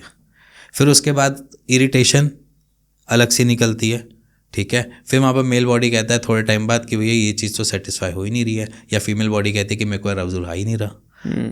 ठीक है, क्योंकि आप उस जगह को बहुत ज़्यादा रफ यूज़ कर रहे हो। तो हमेशा plan intercourse after foreplay. Foreplay is something which is very very important. देखो फोरप्ले में बेसिकली अलग अलग होता है, जिसमें आप लव है, लव के साथ किसेस है, किसेस के साथ अलग अलग चीज़ें होती है। तो मेरे हिसाब से यहाँ पर जो किसेस या जो भी आपका एक तरीके से बॉन्ड है उसको थोड़ा सा लंबा करो, क्योंकि वो ऐसा नहीं है कि आपने सीधा अगर आपका एरेक्टाइल हो भी गया तो ज़रूरी नहीं है उसको पेनिट्रेट की तरफ ही लेके जाना है। यूज़ इट लेटर, आपके पास पूरा टाइम है, ऐसा नहीं है कि वो आपको छोड़ के जा रही है या आप उनको छोड़ के भाग जाओगे या कोई आ जाएगा, ऐसी कोई जगह नहीं। तो बेसिकली उस मोमेंट को आपने सबसे पहले फोर प्ले की तरफ लेके जाना है। फोर प्ले में मैं हमेशा बात करता हूँ कि use your hands through vagina और या क्लीन हैंड्स। आप क्लीन हैंड्स को यूज़ कर सकते हो, टॉय यूज़ कर सकते हो, इवन ओरल भी दे सकते हो। यूज़ फर्स्ट, उससे क्या होता है कि पहले वो वेजाइना का जो सरफेस है वो बेसिकली हमारे से ज़्यादा न्यूरॉन्स के साथ है। हमारे पेनिस में इतने नहीं है न्यूरॉन्स जितने वहाँ पर एक्चुअली प्रेजेंट हैं। 8000 न्यूरॉन्स होते हैं बेसिकली वेजाइना के ऊपर वाले पार्ट में, ठीक है। तो वो इतने ज़्यादा होते हैं कि उनको वहीं से ही प्लेजर स्टार्ट होता है। तो ज़रूरी नहीं है कि अगर आप डीप पेनिट्रेट करोगे तो वही सेटिस्फाई करेगा। डीप पेनिट्रेशन कभी भी सेटिस्फाई नहीं करता। तो deep penetration it's just a fake thing. जो कहते हैं कि आप बड़ा करो, जैसे एडवर्टाइजमेंट की बात करी कि बड़ा करोगे तो वो बेटर अच्छा है, वो फीमेल को ज़्यादा सेटिस्फाई करेगा। तो फर्स्ट मूवमेंट होती है उनके फर्स्ट पार्ट पे ही, जिसमें वजाइना के ऊपर ही ये पार्ट होता है क्लिटोरिस। अब क्लिटोरिस को आप बार बार स्टिमुलेट करोगे या उसको थोड़ा थोड़ा आप इस तरीके से स्टिमुलेट करोगे तो वो वहाँ पर फील करेंगी, और जब वो फील करेंगी तो उनकी खुद की वजाइना खुद से ही एक फ्लूइड रिलीज या वहाँ पर रिलीज़ करेंगी, जिसकी वजह से लुब्रिकेशन आएगी। और वो लुब्रिकेशन और उनकी रिलीजमेंट तक आप आधा सेटिस्फाई फीमेल को पहले ही कर चुके होगे। देन रही बात पेनिट्रेशन की, पेनिट्रेशन के साथ भी वो सेम प्रोसीजर चलेगा और वहाँ पर फीमेल बॉडी ज़्यादा सेटिस्फाई होती है। सो बेसिकली फंडा ये कहता है, बिना फोर प्ले के, बिना किसी आपके आसपास के बात के या कि बिना कम्युनिकेशन के वो चीज़ें नहीं हो सकती। तो बेसिकली यूज़ दैट थिंग और उसको यूज़ करो। देन उसके बाद लुब्रिकेशन खुद से ही आएगी और देन उसके बाद उसको इंटरकोर्स की तरफ लेके जाओ। देन उसके बाद एक जेंटल मैन की तरह एक वहाँ पर उनसे बात करो। अगर आप डिनर के टाइम पे हो या किसी ऐसे मोमेंट पे हो तो मेरे हिसाब से उस मोमेंट पे male as a male body को खुद ही चाहिए कि कुछ उनके लिए प्रेजेंट दे, गिफ्ट दे या कुछ भी ऐसा कुछ दे जिससे उनको सेटिस्फेक्शन मिले कि हाँ भाई मैं I am in a right position, और वो आपसे कभी भी बात करने से डरे ना। Even people are not able to recognize कि क्लिटोरिस होता कहाँ पे है, ठीक है। आप एक बार थोड़ा सा बता दीजिए, क्योंकि अभी भी कंफ्यूज होंगे ऑडियंस कि उसको वो प्लेजर पॉइंट कहाँ पे रहता है। देखो वेजाइना का पार्ट होता है, वेजाइना के पार्ट से सीधा टॉप पे ऊपर देखना, वो वाला मूवमेंट जो होता है वो क्लिटोरिस का होता है और उसी को स्टिमुलेट करने पे बहुत अच्छा लगता है, ऑर्गेज़म फील होता है। तो उसको फील करके थोड़ा सा रब करना। अगर आप बच्चे जो आपके व्यूअर कभी पॉर्न देखी होगी तो उसमें वो हमेशा फर्स्ट मोमेंट में हमेशा कुछ ना कुछ ऐसे यूटिलाइज करते हैं। उसके पीछे रीज़न यही है कि वेजाइना जो है वो पहले से ही लुब्रिकेशन या लुब्रिकेट हो जाए, अदरवाइज वो दोनों को ही पेन देती है, एज एन मेल को भी पेन देती है वहाँ पे। Got it. So just wanted to know कि सेक्स आजकल लोग बहुत जल्दी एज में करने लगे हैं। एग्जैक्टली क्योंकि एक्सपोजर है उनके पास, मोबाइल का है, पॉर्न मूवी का है, even they are get to know friend से जल्दी सारी चीज़ें पता लग जाती है। अगर इसको नॉर्मली देखा जाए, किस एज में सेक्स की सबसे ज़्यादा अर्ज होती है? किस एज ब्रैकेट में अगर देखा जाए, 20s, 30s, 40s? तो मेरे हिसाब से सबसे ज़्यादा अर्ज होती है टीन एज के अंदर। टीन एज में अगर मैं बात करूँ तो टीन एज एक ऐसी एज है जहाँ पर हमारे सारे टर्निंग पॉइंट्स हैं, क्योंकि हम एडल्टहुड में आ रहे हैं। और वो ही एक मोमेंट होता है जब हम देखते हैं कि 16, 17 उस एज में अर्जेस ज़्यादा होती हैं। आफ्टर अगर 18 बात करूं या 20 तक बात करूं वो स्टिल 20 तक रहती है। आफ्टर 25 के बाद थोड़े हम वीक पड़ने चालू हो जाते हैं। तो मेरे हिसाब से जो परफेक्ट एज है मैरिज की भी और इवन सेक्स की भी, वो भी यही कहता हूँ कि आफ्टर 18 to 25 एज एक परफेक्ट टाइम है मैरिज के लिए, जहाँ पर आप अपनी हर चीज़ को मतलब अच्छे से एंजॉय कर सकते हो, अपने बेड टाइम्स को एंजॉय कर सकते हो।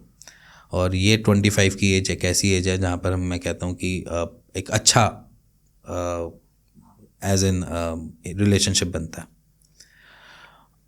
और अगर मैं आपका पेशेंट की भी बात करूँ तो मेरे पास पेशेंट कौन से हैं ज़्यादा, आफ्टर 25 वाले पेशेंट्स की पॉपुलेशन मेरे पास बहुत ज़्यादा है एज़ कम्पेयर टू 25 से कम वालों की कम है। कपल्स जितने भी आते हैं वो मोस्ट ऑफ द टाइम में ऐसा नहीं है कि वो मेरे पास कभी 22 साल का बच्चे आ रहे हो या 23 साल के बच्चे आ रहे हो। वो ज़्यादातर आपको मिलेंगे 29, 30, 32 या उससे अबव। तो ये वाली जो जगह है, ये इस वाले मूवमेंट पे हम खुद भी एजिंग से भी फाइट कर रहे होते हैं। Got it. ऐसी कोई केस स्टडी जो आपने आज तक देखी है, जो आपने ट्रीट करा है, जो बहुत शॉकिंग है? सर देखो, शॉकिंग तो हर केस होता है वैसे देखा जाए तो हमारे, जो एक्सट्रीमली शॉकिंग है। एक्सट्रीमली शॉकिंग देखो, मैं आपको एक सिंपल सी चीज़ समझाता हूँ। शॉकिंग अगर मैं इसमें देखूँ तो ह्यूमर भी है। क्या था कि एक कपल था, वो इतने टाइम से सो रहा है साथ, बट उनको पता ही नहीं है कि बच्चा करते कैसे ये भी नहीं पता। तो वहाँ पर क्या है कि वो कपल कह रहे हैं मैं इतने टाइम से सो रहा हूँ, मैं सब मतलब इतने टाइम से ही सारी चीज़ें इतने लंबे टाइम समय से सो रहा हूँ, बट हमारा बच्चा नहीं हो रहा। तो नॉर्मल सी बात है, हम पहले रिपोर्ट्स करवाते हैं, सारी चीज़ें करवाते हैं, देन उसके बाद कुछ आस्किंग होगी तो रिपोर्ट्स कराई, दोनों की रिपोर्ट्स नॉर्मल, कुछ ऐसा नहीं, ऐसा भी नहीं कि स्पर्म काउंट बहुत लो हो रहा है या कुछ आ रहा है, सारी चीज़ें नॉर्मल।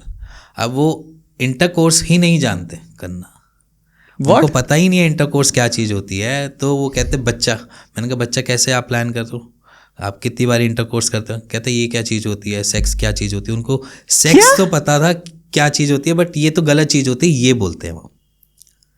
अच्छा, ओके। सेक्स मीन्स उनके हिसाब से गलत चीज़ है। सेक्स पता था उनको क्या होता क्या, बट ये गलत चीज़ है। अब वो गलत चीज़ को इतना अपने ब्रेन पे, अपने मेंटली इतने स्ट्रांगली दोनों बिलीव करते हैं कि sex it's a bad thing. बच्चा कैसे करोगे, साथ सोने से हो जाता है बच्चा। तो व्हाट द फक, ये एग्जैक्टली वर्ड्स थे। तो ये शॉकिंग था मेरे लिए कि बच्चे को पता ही नहीं है कि एग्जैक्टली सेक्स करने से ही बच्चा होता है। ये तो बहुत शॉकिंग है। पता चला ना, थोड़ा सा मज़ा आया ना इसमें।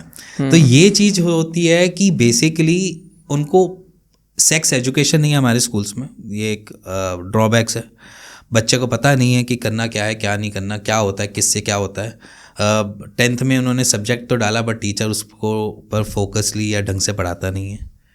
मतलब सब्जेक्ट्स में बायो की बुक में एक रिप्रोडक्टिव या रिप्रोडक्शन का एक चैप्टर तो डाला, बट उसके ऊपर कभी ढंग से बात नहीं होती। ये क्वेश्चन कर लेना, इसमें से मेन को आएंगे आंसर, बस इतना क्लियर करते हैं, इसके ज़्यादा वो पूरा कभी डीप बताएंगे ही नहीं, क्योंकि वहाँ पर टीचर को भी डर है कि बच्चे ने कुछ पूछ लिया तो मैं क्या आंसर करूँगी। करेक्ट। मुझे याद है 8th क्लास में आता है रिप्रोडक्शन का चैप्टर आता है, उसके लिए मैं बहुत एक्साइटेड सबसे आगे जाके बैठ गया था। लेकिन उसमें जो हम बात कर रहे हैं ना, अगर ये देख लेंगे ना पूरा रिप्रोडक्शन समझ जाएंगे वो एक तरीके से। लेकिन वहाँ पे वो बातें होती ही नहीं है जो एक बच्चे को पता होनी चाहिए, एजुकेशन देनी चाहिए। सो एक और क्वेश्चन मेरा आपसे है कि मार्केट में ना बहुत सारी डिफरेंट तरह की मेडिसिन है। कोई वाइग्रा है, शिलाजीत, XYZ, जो सारी चीज़ें होती है कि इससे हमारा टाइम इंक्रीज़ हो जाएगा। क्या ये एक्चुअली में मेडिसिन काम करती है, और काम करती है तो इनके कुछ ना कुछ साइड इफ़ेक्ट 100% होते होंगे? देखो, अगर मैं वाइग्रा की बात करूं तो वाइग्रा मैं मना नहीं करता। ओके।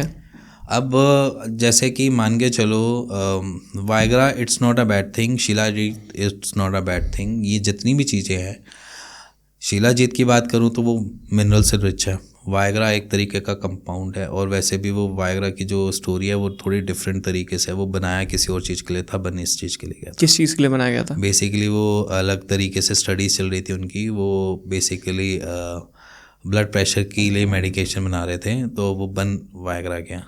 बेसिकली वो एक हमारे ब्लड के स्ट्रीम के साथ चलते PE6 करके एक चलता है, जो उसको कंट्रोल करने की पावर रखता था।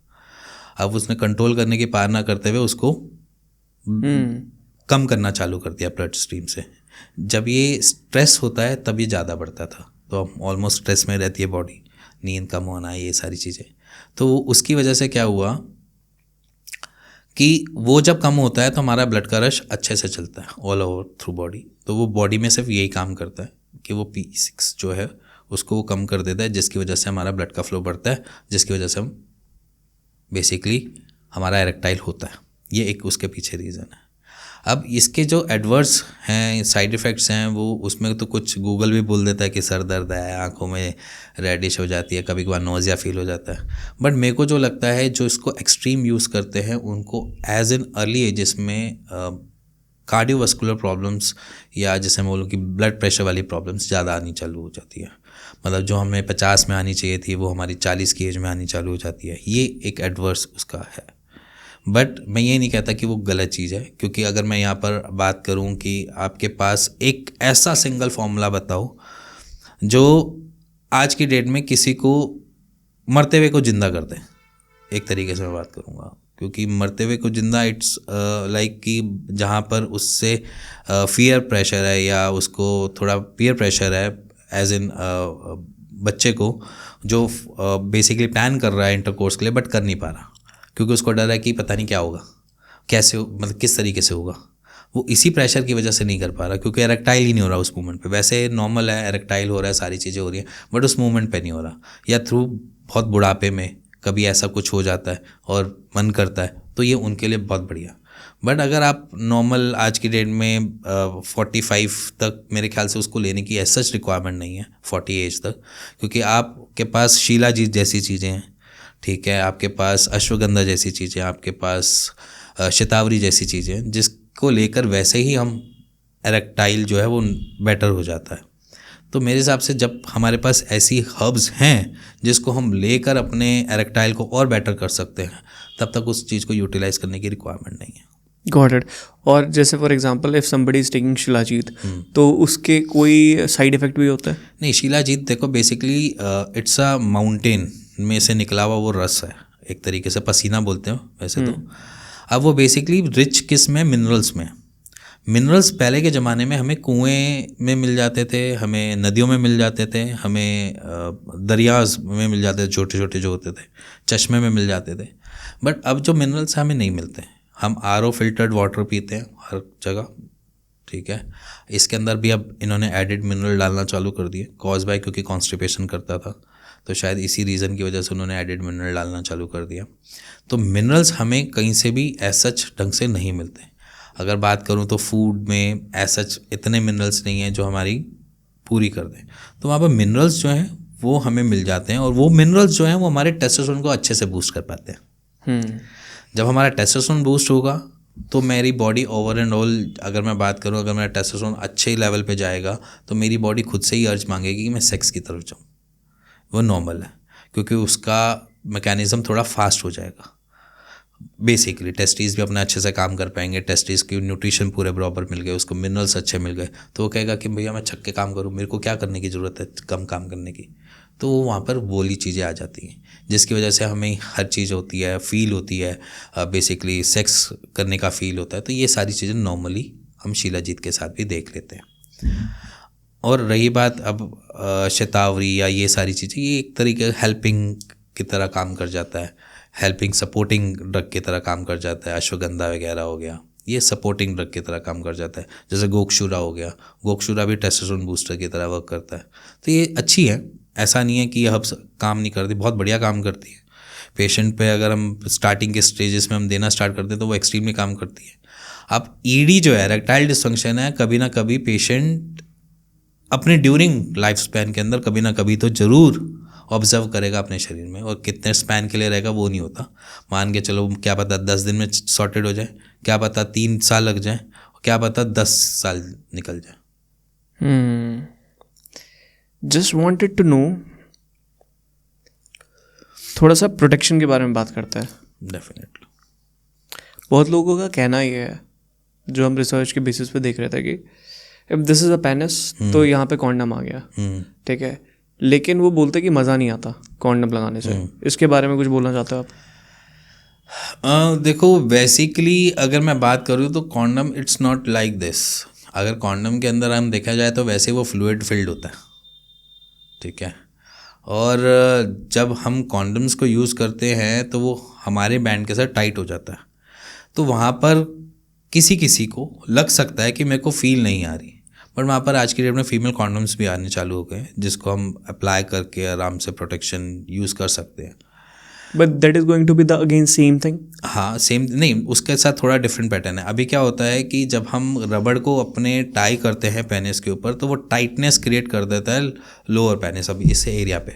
ठीक है, तो हमें कभी कभार लगता है कि ब्लड का फ्लो हमारा वो हो रहा है. मेंटालिटी के ऊपर बात कर रहा हूँ. वो ऐसा नहीं कर रहा कि कोई दिक्कत दे रहा है, बट कभी कह रहा है कि वो एक्सट्रीम टाइट हो रहा है या कभी कुछ लग रहा है.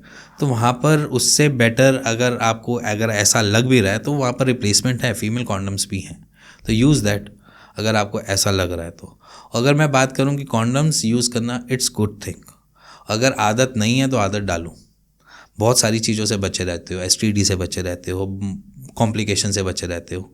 तो मेरे हिसाब से कॉन्डम इट्स गुड थिंग और प्रोटेक्शन लेना अच्छी बात होती है.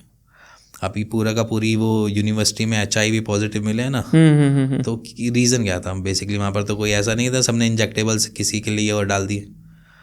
थ्रू गया तो STD के थ्रू ही गया, सेक्सुअल ट्रांसमिटेड डिजीज़ के थ्रू. कितने लोग थे? 40-50 कितने लोग थे? 40-50 46-46 मेरे ख्याल से थे. 46-40. That is a crazy number. Got it. आपके पास कोई ऐसा केस स्टडी आया है जिसमें फीमेल के बारे में फेक ऑर्गेज़म वगैरह कुछ ऐसा आया आपके पास? फेक ऑर्गेज़म मीन से मतलब कि कोई फेक कर रहा है बेसिकली, अगर देखा जाए तो, चाहे वो मेल हो गया फीमेल. मेल तो नहीं कर सकता यार, फीमेल अगर फेक ऑर्गेज़म कर रही है तो. फेक ऑर्गेज़म देखो मे बी शायद, बट ऐसा कोई केस मेरे सामने मेरी स्टडी में तो नहीं है कि जहाँ पर फीमेल ने बोला कि यार ये. अगर आपको लग रहा है कि मैं बीच में कहाँ से आ गया, तो मैं आपकी मदद के लिए आया हूँ. अगर आप जॉब कर रहे हो और आपको अपना खुद का बिजनेस स्टार्ट करना है और आपको समझ में नहीं आ रहा कि स्टेप 1 क्या होगा, स्टेप 2 क्या होगा, कोई समझाने वाला नहीं है, तो इसके लिए मैंने एक क्लियर रोड मैप बिल्ड किया है जिसकी मदद से इंप्लीमेंट करके आप अपनी सैलरी का 5 गुना या 10 गुना निकाल सकते हो विदिन अ मंथ, 1 महीने के अंदर अंदर. और मैं इसके लिए 100% श्योर नहीं हूँ, मैं इसके लिए 10,000% श्योर हूँ. नीचे डिस्क्रिप्शन में हमारी ट्रेनिंग का लिंक है, स्टार्ट योर ओन बिजनेस. वहाँ पे क्लिक करके आप जान सकते हैं और सीख सकते हैं. Now you can enjoy this podcast. Got it. Okay, so सबसे इंपॉर्टेंट क्वेश्चन मेल के लिए कि कितना टाइम इंपॉर्टेंट है रहने के लिए, टिके रहने के लिए, एंड कितने स्टॉक अगर देखा जाए स्टॉक्स देखा जाए तो. ना ही इंटरकोर्स में मैटर करता है स्टॉक्स, ना ही मैटर करता है टाइमिंग. मैंने वही चीज़ बोली थी कि अगर हम फोर प्ले पे ही आधा सपोर्ट कर देते हैं तो आपकी टाइमिंग छोटी बड़ी मैटर नहीं करती. दैट मीन्स कि वहाँ पर फीमेल कितनी सेटिस्फाइड है. हाँ ये ज़रूर कह सकते हैं जब आप इंटरकोर्स करो कम से कम एटलीस्ट 5 से 6 मिनट तो चलो. वो इसलिए क्योंकि वो ड्यूरिंग इंटरकोर्स है. अब 5 से 6 मिनट कुछ कहते होंगे बहुत कम बात कर रहे हो, हम तो आधा घंटा चलते हैं, हम तो 1 घंटा चलते हैं. आधा 1 घंटे की कोई टाइमिंग नहीं होती. मुश्किल से मुश्किल 15 मिनट 20 मिनट खींचता है, मैक्स से मैक्स 25 मिनट खींच जाएगा. जो कहें कि मैं 1-1 घंटा चलता हूँ, 1.5 घंटा चलता हूँ, वो एक गप है. ठीक है, और उसकी ज़रूरत भी नहीं है. हाँ उसकी ज़रूरत भी नहीं है एक्सट्रीमली. वो इसलिए ना दोस्ती यारी में तो कुछ तो दिखाएगा ना कि भाई मैं 1 घंटा लगा कर आया हूँ. अब दोस्ती यारी में 1 घंटा 1.5 घंटा बताने से क्या ही फ़र्क पड़ेगा. क्या पता बेचारे का अंदर गया तो खड़ा ही नहीं हुआ, क्योंकि रिजल्ट तो दूसरी जगह मिलना. हाँ नहीं अंदर गया वो खड़ा ही नहीं हुआ. वो पहले इस टाइम पे वो मेहनत करनी पड़ी हो बेसिकली एरेक्टाइल करने के लिए. तो ऐसी चीज़ें नॉर्मल है. बट आप किसी और की जजमेंट पे ये नहीं कह सकते कि मेरी ड्राइव अच्छी है या मेरी ड्राइव बुरी है, क्योंकि यहाँ पर मैं हमेशा बोलता हूँ कपल टू कपल वेरी करता है. किसी के लिए 5 मिनट जन्नत है, ठीक है, और किसी के लिए वो 10 मिनट जन्नत है, और किसी के लिए 3 मिनट भी जन्नत है. तो टाइमिंग का भी मैटर नहीं करते. और ये रही बात स्टॉक्स की, तो ये मैटर नहीं करते कि आपने उसमें कितनी बार ये किया और कितनी बारी आपने उसमें टाइम स्पेंड दिया, क्योंकि क्या पता आपके स्टॉक्स बहुत कम हो बट आपकी टाइमिंग बहुत अच्छी हो, ऐसा भी हो सकता है. और आपकी प्लेजर जो ऑर्गेज़म है वो बहुत बेटर हो, तो क्योंकि आप उसमें लव में हो, मे बी शायद आपने स्टॉक्स ना दिए हो. बट अगर कभी आपने स्टॉक्स बहुत ज़्यादा दिए हो तब भी ऐसा नहीं हो कि सेटिस्फाई में हुआ. तो ये मैटर नहीं करता. मैटर ये करता है कि आपके उस मोमेंट में आपने कितना इंजॉय किया. करेक्ट. लोगों ने ना इसको एक प्रोसेस बना लिया है. It just like a task. वो टास्क की तरह लेते हैं, यार मुझे जाना है, मुझे परफॉर्म करना है, उसके बाद मुझे सेक्स करना है. ये इस तरीके से बना लिया है और ये इस तरीके से जाना नहीं चाहिए. Just go with the flow, natural होना चाहिए. आप इसके बारे में कुछ लाइट डालना चाहोगे? मैं यही कहूँगा, देखो क्या होता है कि हम ऑलमोस्ट मेल या फीमेल थोड़ा बहुत प्लान जरूर करते हैं इंटरकोर्स से पहले अपने मूवमेंट्स को लेके। प्लान इट मीन्स कि वो थोड़ा बहुत प्लानिंग हो सकती है कि आप गए हो और देन उसके बाद जस्ट अगर आप ऑफिस से भी लेट गए हो या मैं भी ऑफिस से लेट गया हूँ तो शायद मैं भी यही प्लान करूँगा कि आज किस तरीके से होगा या क्या होगा क्या नहीं होगा। तो आपके मूवमेंट्स जो होते हैं पहले से आप माइंड को मेकअप कर लेते हो कि मूवमेंट आएगा तो ऐसे ये होगा ऐसे होगा। ये एक नॉर्मल सी चीज़ है। मूवमेंट्स होते हैं जैसे मान के चलो कि हुआ आपके सामने कोई आपका बडी आया और आपने एज ए बडी के साथ अपना मूवमेंट को एंजॉय किया, देन उसके बाद वो इंटरकोर्स की तरफ चली गई। तो ये वाले मूवमेंट्स होते हैं एक तरीके से लव एंगल्स के ज़्यादा होते हैं और ये ज़्यादातर होता है कि आप एक्सट्रीमली डिवोट कर रहे हो अपने शरीर को टूवर्ड्स हर या उनकी साइड से हिज, ठीक है। तो ये डिवोटीनेस होती है। तो जहाँ पर मूवमेंट्स आते हैं वो रिलेशनशिप ज़्यादा बेटर होते हैं एज़ कम्पेयर टू जहाँ पर आपको प्लान करना पड़े, मूवमेंट्स को ज़्यादा प्लान करना पड़े। वो थोड़े मेरे को लगता है कि वो ऐसे ही होते हैं अप एंड डाउन्स, क्योंकि वहाँ पर आप मूवमेंट्स प्लान कर रहे हो कि ऐसे नहीं ऐसे, ऐसे नहीं तो वैसे, तो वो मेरे हिसाब से थोड़े से क्रेजी होते हैं। Sex it's like a go with the flow, movement है तो देन इट्स और इसमें कंपल्शन नहीं होता है कि पहले किसका हो गया, पहले exactly. आपका हो गया या मेरा हो गया, तो इससे कोई फर्क नहीं पड़ता। ये ऑडियंस को समझना पड़ेगा कि जिसका जब हो रहा है होने दो यार, just go with the flow, but make sure कि आप अपने पार्टनर को ऑर्गेजम दे दो। ये रिस्पॉन्सिबिलिटी है दोनों की, मेल की भी और नहीं, मैं रिस्पॉन्सिबिलिटी नहीं कहता। देखो बेसिकली क्या होता है, अगर मैं यहाँ पर आपके पॉडकास्ट में रिस्पॉन्सिबिलिटी बोलूँगा ना तो बहुत सारे मेल बॉडी ना अपने ऊपर एक क्वेश्चन मार्क क्रिएट करना चालू कर देंगे, क्या मैं सही करता हूँ, क्या मैं गलत करता हूँ, क्या मैं सही कर रहा हूँ। क्योंकि अब मेल बॉडी खुद को जज करना चालू कर देती है। हम खुद भी जज करते हैं अपने आप को। हम एक तरीके से बिल्कुल फ्री फ्लॉट नहीं चल रहे, हम भी अपने आप को जज करना चालू कर देते हैं। अगर जिसकी 2 मिनट या 3 मिनट भी जाती है वो भी अपने आप को जज करना चालू कर देता है। और जब वो जजमेंटल होता है तो फिर उसको इश्यूज़ क्रिएट होते हैं, फिर उसको प्रेशर लगता है सेक्स करना, उसके लिए डर है सेक्स, उसको सेक्स किया कैसे जाए, मेरी तो चलता ही नहीं है, शायद फीमेल ने कुछ बोल दिया हो, पहले टोन मार दिया हो। तो मेरे हिसाब से ये सारी चीज़ें होती हैं ना रिस्पॉन्सिबिलिटी वाली। रिस्पॉन्सिबिलिटी मत लो, आप मूवमेंट्स के साथ चलो। फोरप्ले आदत डाल लो, फोरप्ले करना है आदत डाल लो। इंटरकोर्स फोरप्ले के बाद ही होगा, इंटरकोर्स उससे पहले नहीं होगा। ये एक हैबिट डाल लो रादर देन रिस्पॉन्सिबिलिटी। अगर रिस्पॉन्सिबिलिटी डालेंगे तो वो एक मेंटल प्रेशर के साथ जाएगा। अगर मैं बोलूँ कि एक सिंपल सी बात है, जैसे नॉर्मली जैसे कि ये आपका कैमरामैन जो है, अगर मैं इनसे बात करूं कि आपका इंटरकोर्स जो है वो आपके कोई आपके फैमिली में कोई देख लेगा तो इंटरकोर्स ही नहीं कर पाएगा। तो ये एक तरीके से डर और प्रेशर जो होता है ये हावी करता है। और ऐसा नहीं है कि मेल बॉडी को प्रेशर नहीं होता इस चीज़ का, मेल बॉडी डबल प्रेशर के साथ जाता है इंटरकोर्स करना। आपका अगर पार्टनर अच्छा हो और आपके बीच में हर चीज़ का डिस्कशन हो तो वो प्रेशर ही नहीं आएगा। एग्जैक्टली। एक और चीज़ क्वेश्चन है, हम थोड़ा रिसर्च कर रहे थे, कोरा पे एक क्वेश्चन था, पेनाइल फ्रैक्चर। हाँ, ये केस स्टडी आई आपके पास कोई? फाइब्रोसिस होता है बेसिकली, पेनाइल फाइब्रोसिस करके होता है जिसमें स्ट्रक्चर थोड़ा टेढ़ा हो जाता है, ये एक नॉर्मल होता है। Fracture it's a different thing.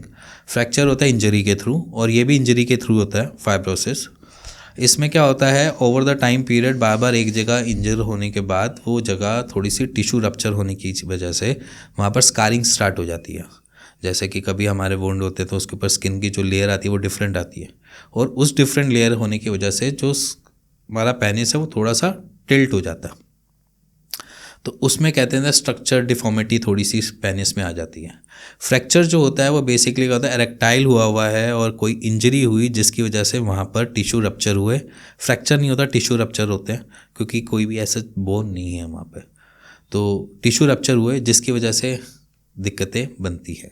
और पेनिस का फ्रैक्चर या फाइब्रोसिस, पेनाइल फाइब्रोसिस, ये दोनों एक तरीके से सिमिलैरिटी होते हैं। वो बार बार छोटी छोटी इंजरी के बाद होता है, ये एक ही इंजरी में होता है। Got it. आपने भी बोला थोड़ा टिल्ट रहता है, टिल्ट हो जाता है। हाँ, जैसे ऐसे हो गया थोड़ा तो सा। इससे कुछ दिक्कत होती है अगर ऐसे टिल्ट हो जाए तो? हाँ, पेनफुल इंटरकोर्स होंगे, आपके लिए भी पेनफुल होंगे। मतलब अगर उनके लिए तो फीमेल के लिए तो मैं ऐसा नहीं बता सकता, किसी के लिए पेनफुल हो सकता है, किसी के लिए नहीं भी हो सकते। बट यहाँ पर जो होता है वो पेनफुल, आपके इंटरकोर्सेज पेनफुल हो जाते हैं। अगर नॉर्मल डिक देखा जाए तो इट्स जस्ट लाइक स्ट्रेट, हल्का सा वो टिल्ट है। कुछ तो जेनेटिक डिसऑर्डर्स में भी आ जाता है कि थोड़ा सा जब बना वो डेवलप हुआ तो वो थोड़ा सा टेढ़ा था, वो इट्स अ नॉर्मल, ठीक है, थोड़ा सा टिल्ट हुआ नॉर्मल। बट जब वो ओवर द टाइम पीरियड बार बार एक ही जगह पे इंजरी होने की वजह से वो चीज़ें हो गई हैं, थोड़ी सी टिल्ट हो गई है, तो उसको बोलते हैं पेनाइल फाइब्रोसिस, जिसको इंटरकोर्स करने के बाद बार बार पेन भी होता है। तो वहाँ पर रिक्वायरमेंट होती है मसाजेस की, जो हम कहते हैं ना मसाज लगाओ ठीक हो जाएगा या लंबा हो जाएगा, ये दैट्स अ बुलशिट, वो फेक है बहुत सारी चीज़ें। कि आप स्ट्रक्चर को कैसे बदल सकते हो, स्ट्रक्चर कैसे, कोई अपने हाथ को लंबा नहीं कर सकता, अपने पैर को लंबा नहीं कर सकता, अपनी फिंगर को लंबा नहीं कर सकता, तो how can you increase your size, penis का कैसे साइज़ बढ़ा सकते हो मसाज करके भी। वहाँ पर मसाज इसलिए काम कर जाती है क्योंकि वो स्ट्रक्चर पहले था, हम स्कार टिश्यूज़ को थोड़ा थोड़ा आराम देना चालू कर देते हैं, सॉफ्ट करना चालू करते हैं, जिसकी वजह से वहाँ पर आराम मिल जाता है। Got it. एक और चीज़ है, जैसे आपने देखा होगा जिम में बहुत सारे ट्रेनर होता है, वो एस्ट्रॉइड्स लेते हैं, बहुत सारे प्रोटीन लेते हैं, प्रोटीन सप्लीमेंट, ISO प्रोटीन हो गया। सो आपको लगता है कि इतना ज़्यादा वो प्रोटीन भी ले रहे हैं तो उससे फ़र्क पड़ सकता है फर्टिलिटी पे, परफॉर्मेंस पे एंड एवरीथिंग? सो मैंने जितने भी जिम में देखे हैं, या जो भी प्रोटीन इनटेक कर रहा है, या जो भी ISO ले रहा है, जो भी ले रहा है, देखो जिम में बेसिकली प्रोटीन आपको कभी बुरा नहीं करेगा, प्रोटीन से आपको इतनी इश्यूज़ नहीं आएंगे। इश्यूज़ आते हैं वहाँ पे जो स्टेरॉइडल चीज़ें चलती हैं, उसकी वजह से क्या होता है, देखो उसमें ज़्यादातर वो टेस्टोस्टेरोन के इंजेक्शंस लेते हैं। तो उसमें क्या होता है, जब आपकी बॉडी कोई चीज़ ऑलरेडी बना रही है, आप स्ट्रेंथ ट्रेनिंग कर रहे हो, उसमें वो ऑलरेडी बूस्ट कर रही है, आपने उसके अलावा आपने इंजेक्टेबल्स लिया, तो ऑर्गन को लगता है यार ये अलग से मिल रहा है जब मेरे को, तो मेरे को टेस्टोस्टेरोन बनाने की क्या ज़रूरत है। अब मान के चलो अगर आपकी बॉडी को किसी चीज़ की सप्लाई मिल रही है ढंग से, ठीक है, तो आपके ऑर्गन को रिक्वायरमेंट नहीं है। वो एक तरीके से समझ लो कि जब जिसकी ज़रूरत होती है तभी उसकी रिक्वायरमेंट है उस मोमेंट में, या जिसकी जो बना रहा है। अब टेस्टोस्टेरोन मेरे को बाहर से मिल रहा है तो मेरे टेस्टिस कम कर देते हैं, तो वहाँ पर थोड़ी फंक्शनिंग कम कर देते हैं, और जब वो फंक्शनिंग कम होती है तो मेरी फर्टिलिटी इश्यूज क्रिएट होते हैं। रही बात प्रोटीन की, जहाँ पर पेशेंट जो है वो प्रोटीन इनटेक कर रहा है मसल गेनिंग के लिए, ठीक है, और उसको अनडाइजेस्टेबल जा रहा है, उसका गट जो है वो उसको डाइजेस्ट ही नहीं कर रहा। बहुत सारे इनमें जिम में पेशेंट्स मिल जाएंगे जिनको प्रोटीन खाने से कॉन्स्टिपेशन होती है या फिर डायरिया होता है। कॉन्स्टिपेशन वाली समस्या तो हर इंसान को मिलेगी आजकल, बट ये जितने भी आपको जिम में मिलेंगे ना, ये प्रोटीन खाने के बाद कॉन्स्टिपेशन के पेशेंट बन जाते हैं, और साइड बाई साइड किसी किसी को डायरिया लग जाता है। अब बेसिकली क्या है कि हमारा गट इतने प्रोटीन को भी डाइजेस्ट करने के लिए नहीं बना। अगर हम बात करें तो आप इनटेक ऐसा तो है नहीं कि इंजेक्टेबल से ले रहे हो प्रोटीन, ले तो आप गट से ही करवा रहे हो ना। अब गट की भी हमारी एक आदत है, रूटीन है, यूज टू है वो भी। अब मैं बचपन से रोटी खाता आ रहा हूँ, मैंने 20-25 साल रोटी खाते हुए लगा दिए। मैं उसके नेक्स्ट डे बोलता हूँ मैं अब चावल खाऊंगा, मेरी सेटिस्फेक्शन कभी होगी नहीं, मेरी क्रेविंग कभी मरेगी नहीं, मेरे को अजीब सा होता रहेगा, मेरे को अलग से इरिटेशन आएगी। तो बॉडी भी उसी तरीके से है, मतलब वो आदत पड़ चुकी है उस गट को कि भैया यहाँ पर कार्ब्स के साथ प्रोटीन आएगा तो मैं डाइजेस्ट कर लूँगा ईजिली। अगर मैं ISO प्रोटीन सीधा लेता हूँ तो मेरे को डाइजेस्ट करने में इश्यूज आएंगे, तो कॉन्स्टिपेशन भी क्रिएट कर सकता है और वो साइड बाई साइड डायरिया भी दे सकता है। तो वो गट टू गट मैटर करता है कि किसका गट कितना वो है। अब सबके सब कुछ दूध में लेते हैं, कुछ पानी में लेते हैं, ऐसा भी है वहाँ पर कि कोई पानी में डाल के ले रहा है, कोई दूध में डाल के ले रहा है।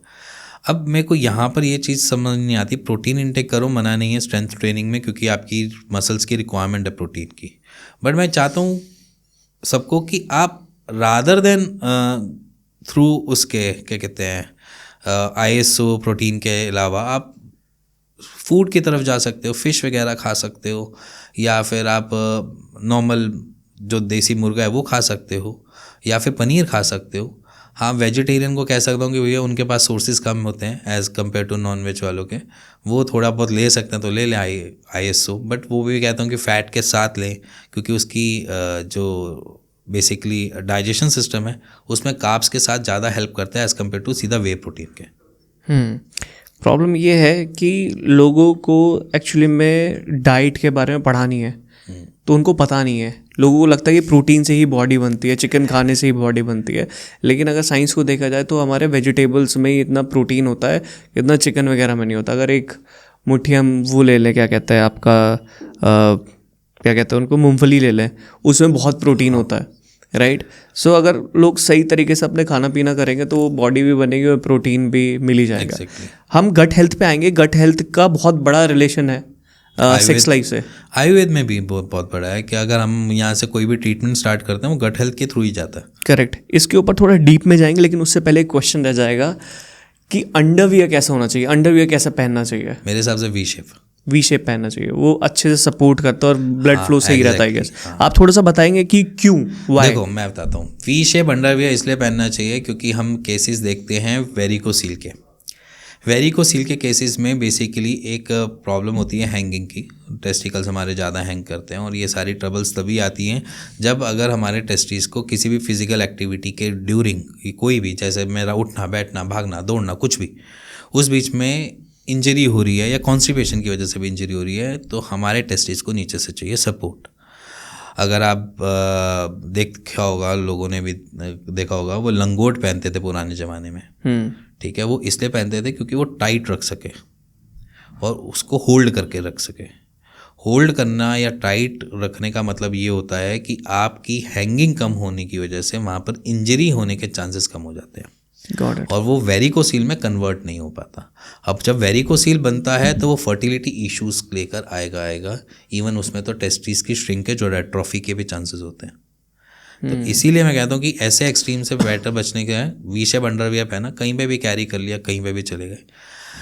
डब्ल्यू शेप या वो जो नॉर्मल वो होते हैं, वो थोड़ा मेरे हिसाब से उसमें क्या होता है कि एक्सट्रीम हॉट में या ज़्यादा गर्म टेम्परेचर के अंदर कहीं ना कहीं टेस्टिकल एक साइड से हैंग कर ही जाता है, तो वो ट्रबल कर सकता है। और कुछ ऐसा नहीं है कि जैसे हम टेस्टीज पास हैं और डिक पास है, उसके टेम्परेचर से? देखो डिक और उसका टेम्परेचर नहीं होता, बेसिकली टेस्टीज का जो टेम्परेचर है हमारा स्क्रोटम माने कि अंडकोश की थैली, उसका टेम्परेचर जो होता है वो हमारा 35 डिग्री सेल्सियस होता है, बट हमारी बॉडी का 37.5 होता है। 2.5 डिग्री का डिफरेंस होता है। जो ये 2.5 डिग्री का डिफरेंस होता है, ये एक डिफरेंस मेजर है जो हमारे स्पर्म काउंट को बनाने में भी हेल्प करता है, हमारी फर्टिलिटी को भी बूस्ट रखता है, और हमें इन सारी प्रॉब्लम से भी बचा कर रखता है। आपके हिसाब से वी शेप अंडरवियर सबसे बेस्ट है देखा जाए तो? डे टू डे की रूटीन में अगर आप सोने जा रहे हो तो आप कोई भी पहनो ही मत, कोई इशू नहीं, बट जब आप डे टू डे की रूटीन में हो तो वी शेप ज़्यादा प्रेफरेंस। एक चीज़ बहुत ही ज़्यादा इम्पॉर्टेंट है जो लोगों को नहीं पता है। लोग सोचते हैं कि परफॉर्मेंस ऐसे इंक्रीज़ हो जाएगी, खाने पीने का ध्यान नहीं रखते हैं, सही से सोते नहीं है।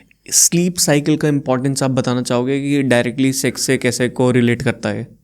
देखो स्लीप साइकिल मेरे लिए बहुत मेजर चीज़ है। स्लीप अगर आपकी अच्छी नहीं है तो आपकी सेक्स लाइफ भी अच्छी नहीं है, क्योंकि आपकी बॉडी स्ट्रेस में है, और जब स्ट्रेस में है तो कॉर्टिसोल रिलीज़ करेगी तो आपकी फर्टिलिटी के साथ साथ आपकी सेक्स लाइफ पे भी हैम्पर करेगी। बेसिकली फंडा यही है। अगर मैं बात करूं कि नींद कितनी होनी चाहिए, कम से कम 8 घंटे की नींद तो होनी चाहिए। दुनिया कहती है 7 घंटे की लो, मैं कहता हूँ 8 घंटे की लो। नींद होना मोस्ट इम्पॉर्टेंट थिंग है। जो नींद नहीं लेते हैं, नहीं नींद की तरफ जाते हैं, वो सबसे ज़्यादा कॉम्प्लिकेटेड इंसान मिलेंगे, इरिटेबिलिटी वाले साथ मिलेंगे, छोटी छोटी बातों पे गुस्सा करेंगे, परेशान अलग से रहेंगे और आपको परेशान जरूर करेंगे। Got it. एक और क्वेश्चन मेरा ये है कि आपने देखा होगा कि आपके पास भी कोई केस स्टडी आई होगी ऐसी, ये कॉमन है आई गेस। क्या सेक्स की वजह से डाइवोर्स होता है? हाँ। कितना % आया आपके पास? कोई केस स्टडी बताओ। वैसे तो देखो बहुत सारे केसेस आए हैं, एक क्या मैं वैसे बता देता हूँ। देखो सेक्स लाइफ अगर अच्छी नहीं है, लो लिबिडोज के साथ चल रही है लाइफ, और वहाँ पर एक्सट्रीम केसेस पहुँच गए हैं, तो वहाँ पर एज ए फीमेल बॉडी 3 साल काट लेगी, 4 साल काट लेगी, 5 साल काट लेगी, 6 साल काट लेगी। एक मोमेंट पे जब उसको लगता है कि चीज़ें सेटल डाउन नहीं हो रही हैं और उस साइड बाय साइड उसको कंसीव वाला पार्ट भी नहीं अचीव हुआ है, तो उस एक्सट्रीम केसेस में डाइवोर्सेस हुए हैं। और ऐसी चीज़ें आमतौर पे हमें देखने को मिलती है। पेशेंट आकर सीधा ये भी बोलता है कि बस मेरे को बच्चा करवा दो सर, और मेरे को बच्चे की वो आप करवा दो, मेरे स्पर्म काउंट करवा दो, मेरा डाइवोर्स हो रहा है, मेरे को रिपोर्ट दिखा दूंगा, मैं बच जाऊंगा। ऐसे ऐसे भी सीन देखे हमने। तो मैं वही चीज़ कह रहा हूँ कि जो हमारा प्रोफेशन है ना, वहाँ पर अप एंड डाउन बहुत है। हाँ, ऐसा नहीं है कि हमने खुशियाँ नहीं देखी, हमने बच्चे देखे, हमने कंसीव होते हुए रिपोर्ट्स देखी, पेशेंट स्पेशल आकर हमारे साथ शूट करके जाता है, मतलब हमने अच्छी भी देखी हैं जगह, बट ये एक्सट्रीम केसेस भी देखे हैं। बट जहाँ पर हमने ये देखा है कि ये ऐसे सिनारियो चल रहे हैं एज इन कपल में, रिलेशनशिप में, वहाँ पर हमने देखे कि रिकवरी भी बहुत अटपटी सी मिलती है। मतलब किसी को मिल जाएगी, किसी को नहीं मिलेगी, वहाँ पर रिकवरी के चांसेस भी कम हो जाते हैं, क्योंकि पेशेंट वैसे ही इतना स्ट्रेस में है कि वो करे तो क्या करे ना, इधर जाता है तो दिक्कत, उधर जाता है तो दिक्कत। वो एक्सट्रीम केसेस हैं, फैमिली प्रेशर अलग होता है, सोशल प्रेशर अलग होता है, ऊपर से वाइफ का प्रेशर अलग से हो जाता है। तो वो ज़्यादा से ज़्यादा वो अपने यहाँ एक सेल्फ एस्टीम और सेल्फ रिस्पेक्ट दोनों ही खोकर बैठा होता है एज इन पेशेंट मेल। जैसे जन्म कुंडली मिलाई जाती है, राइट, इस तरीके से हमारी टेस्ट रिपोर्ट भी मिलाई जानी चाहिए, मुझे ऐसा लगता है। क्योंकि लोग नहीं, देखो मैं एक इसमें ना पॉइंट रखता हूँ, जन्म कुंडली एक अपार्ट है अलग, वो जस्ट एन एग्जाम्पल। कहने का मतलब ये है कि एक इंसान को, मेल और फीमेल को अपना रिपोर्ट ज़रूर करना चाहिए और डिस्कस भी करना चाहिए उस बारे में। देखो ऐसे कुछ चर्चेज भी हैं जहाँ पर ये चीज़ें मैंडेटरी हैं, जहाँ पर वो सीमन एनालिसिस की रिपोर्ट्स और ये फर्टिलिटी रिपोर्ट्स को मैंडेट करते हैं, वो ज़रूरी करते हैं। ऐसा नहीं उनकी रिचुअल्स ख़राब है या उनके रिचुअल्स अच्छे हैं, मैं तो कहता हूँ बहुत अच्छी बात है।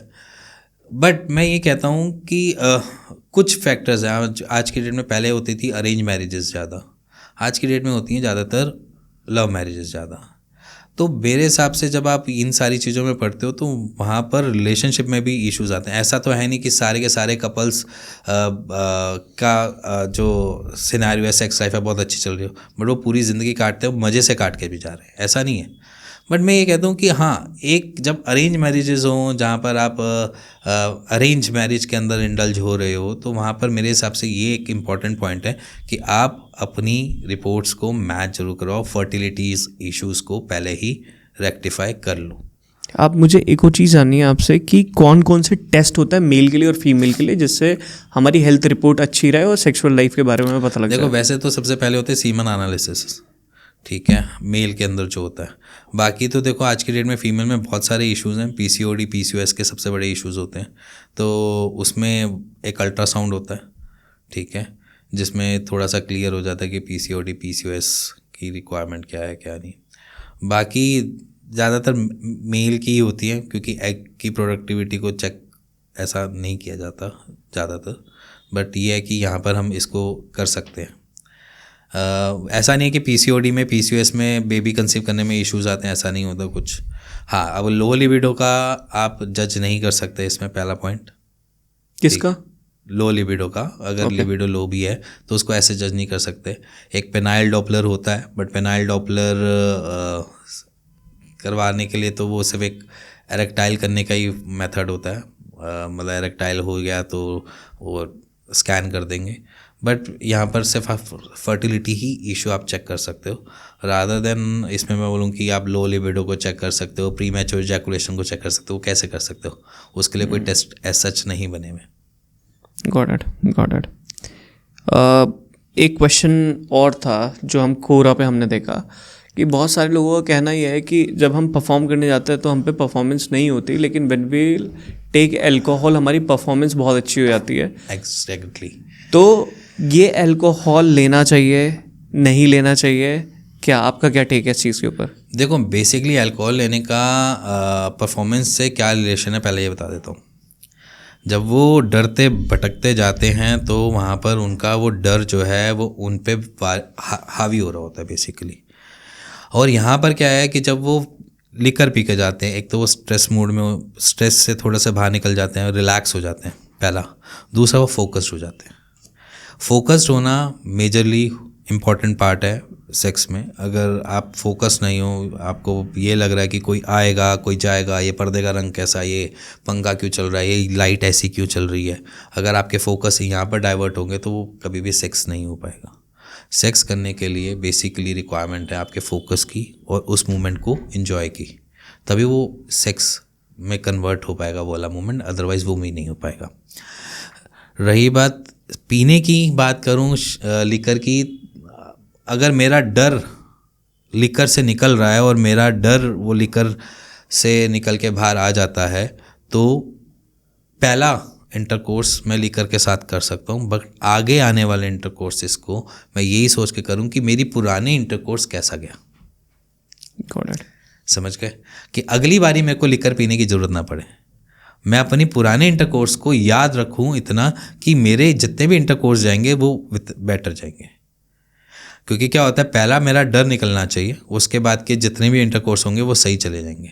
जैसे कि हर एक को होता है, जैसे बैट्समैन को भी होता है, वो डक पे आउट होता है, तो वो अपने अगले मैच में भी ये कोशिश करता है कि मैं डक पे ना आउट हूँ, इसकी वजह से वो नेक्स्ट डक पे आउट होता है।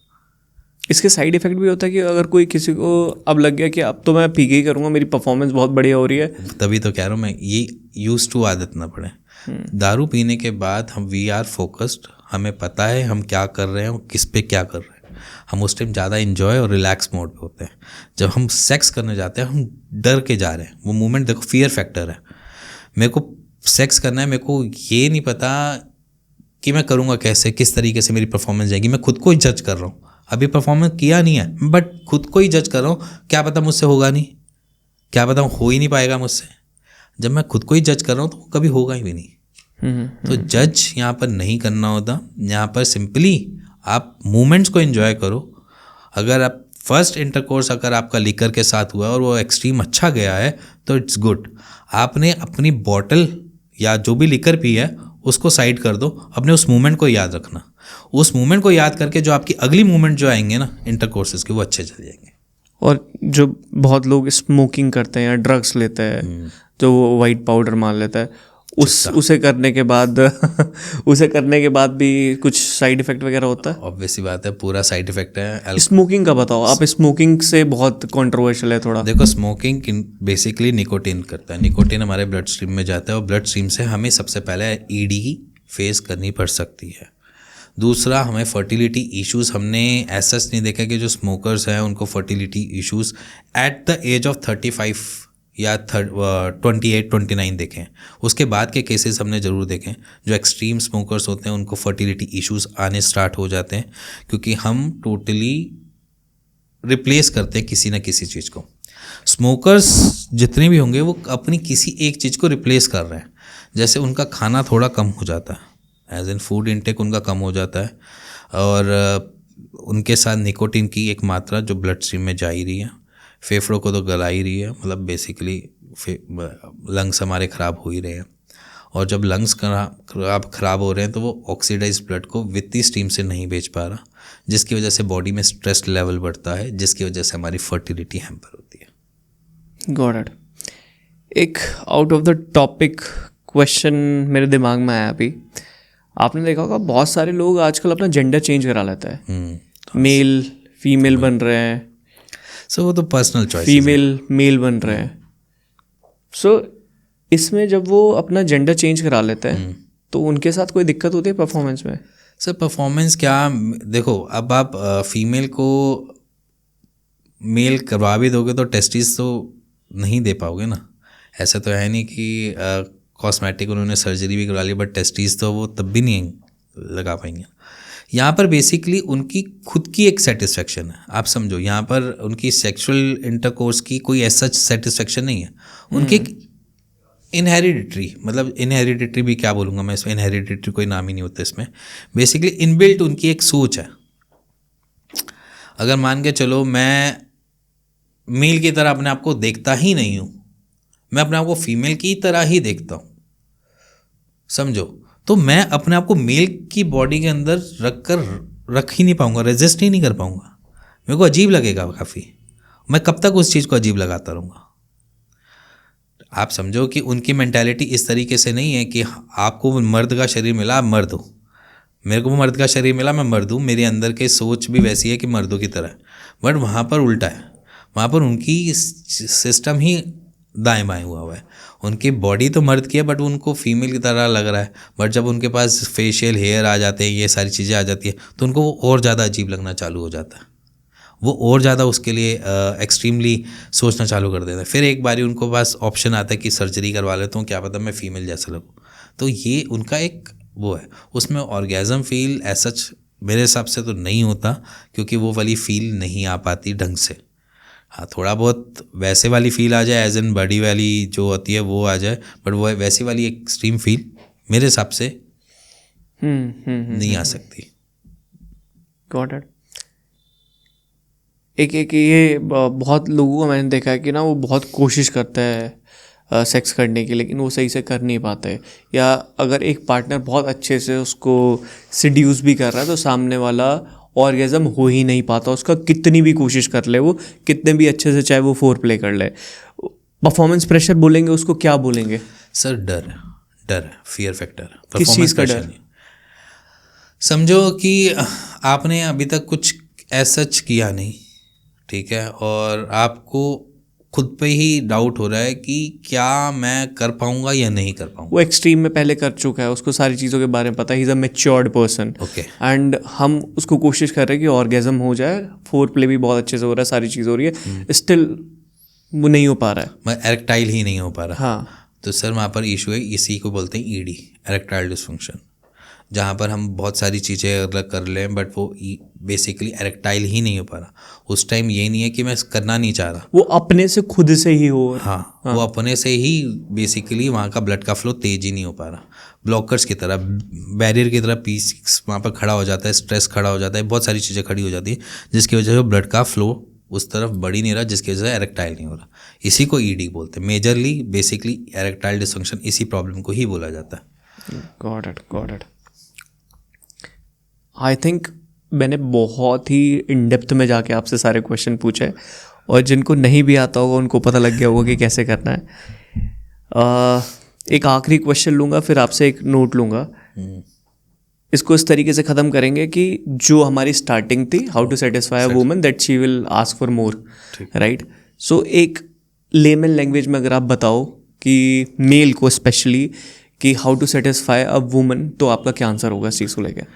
Simply use that part of body, clitoris, उसको आप स्टिमुलेट करने की कोशिश करो पहले, चाहे उसके लिए आपको ओरल देना पड़े, दैट्स अ ग्रेट, आप उसके लिए हैंड यूज़ कर सकते हो, दैट्स भी ओके, आप टॉय यूज़ करना चाहो तो टॉय भी यूज़ कर सकते हो। यहाँ पर तीनों परमिशन है, जैसे भी आपको लगे।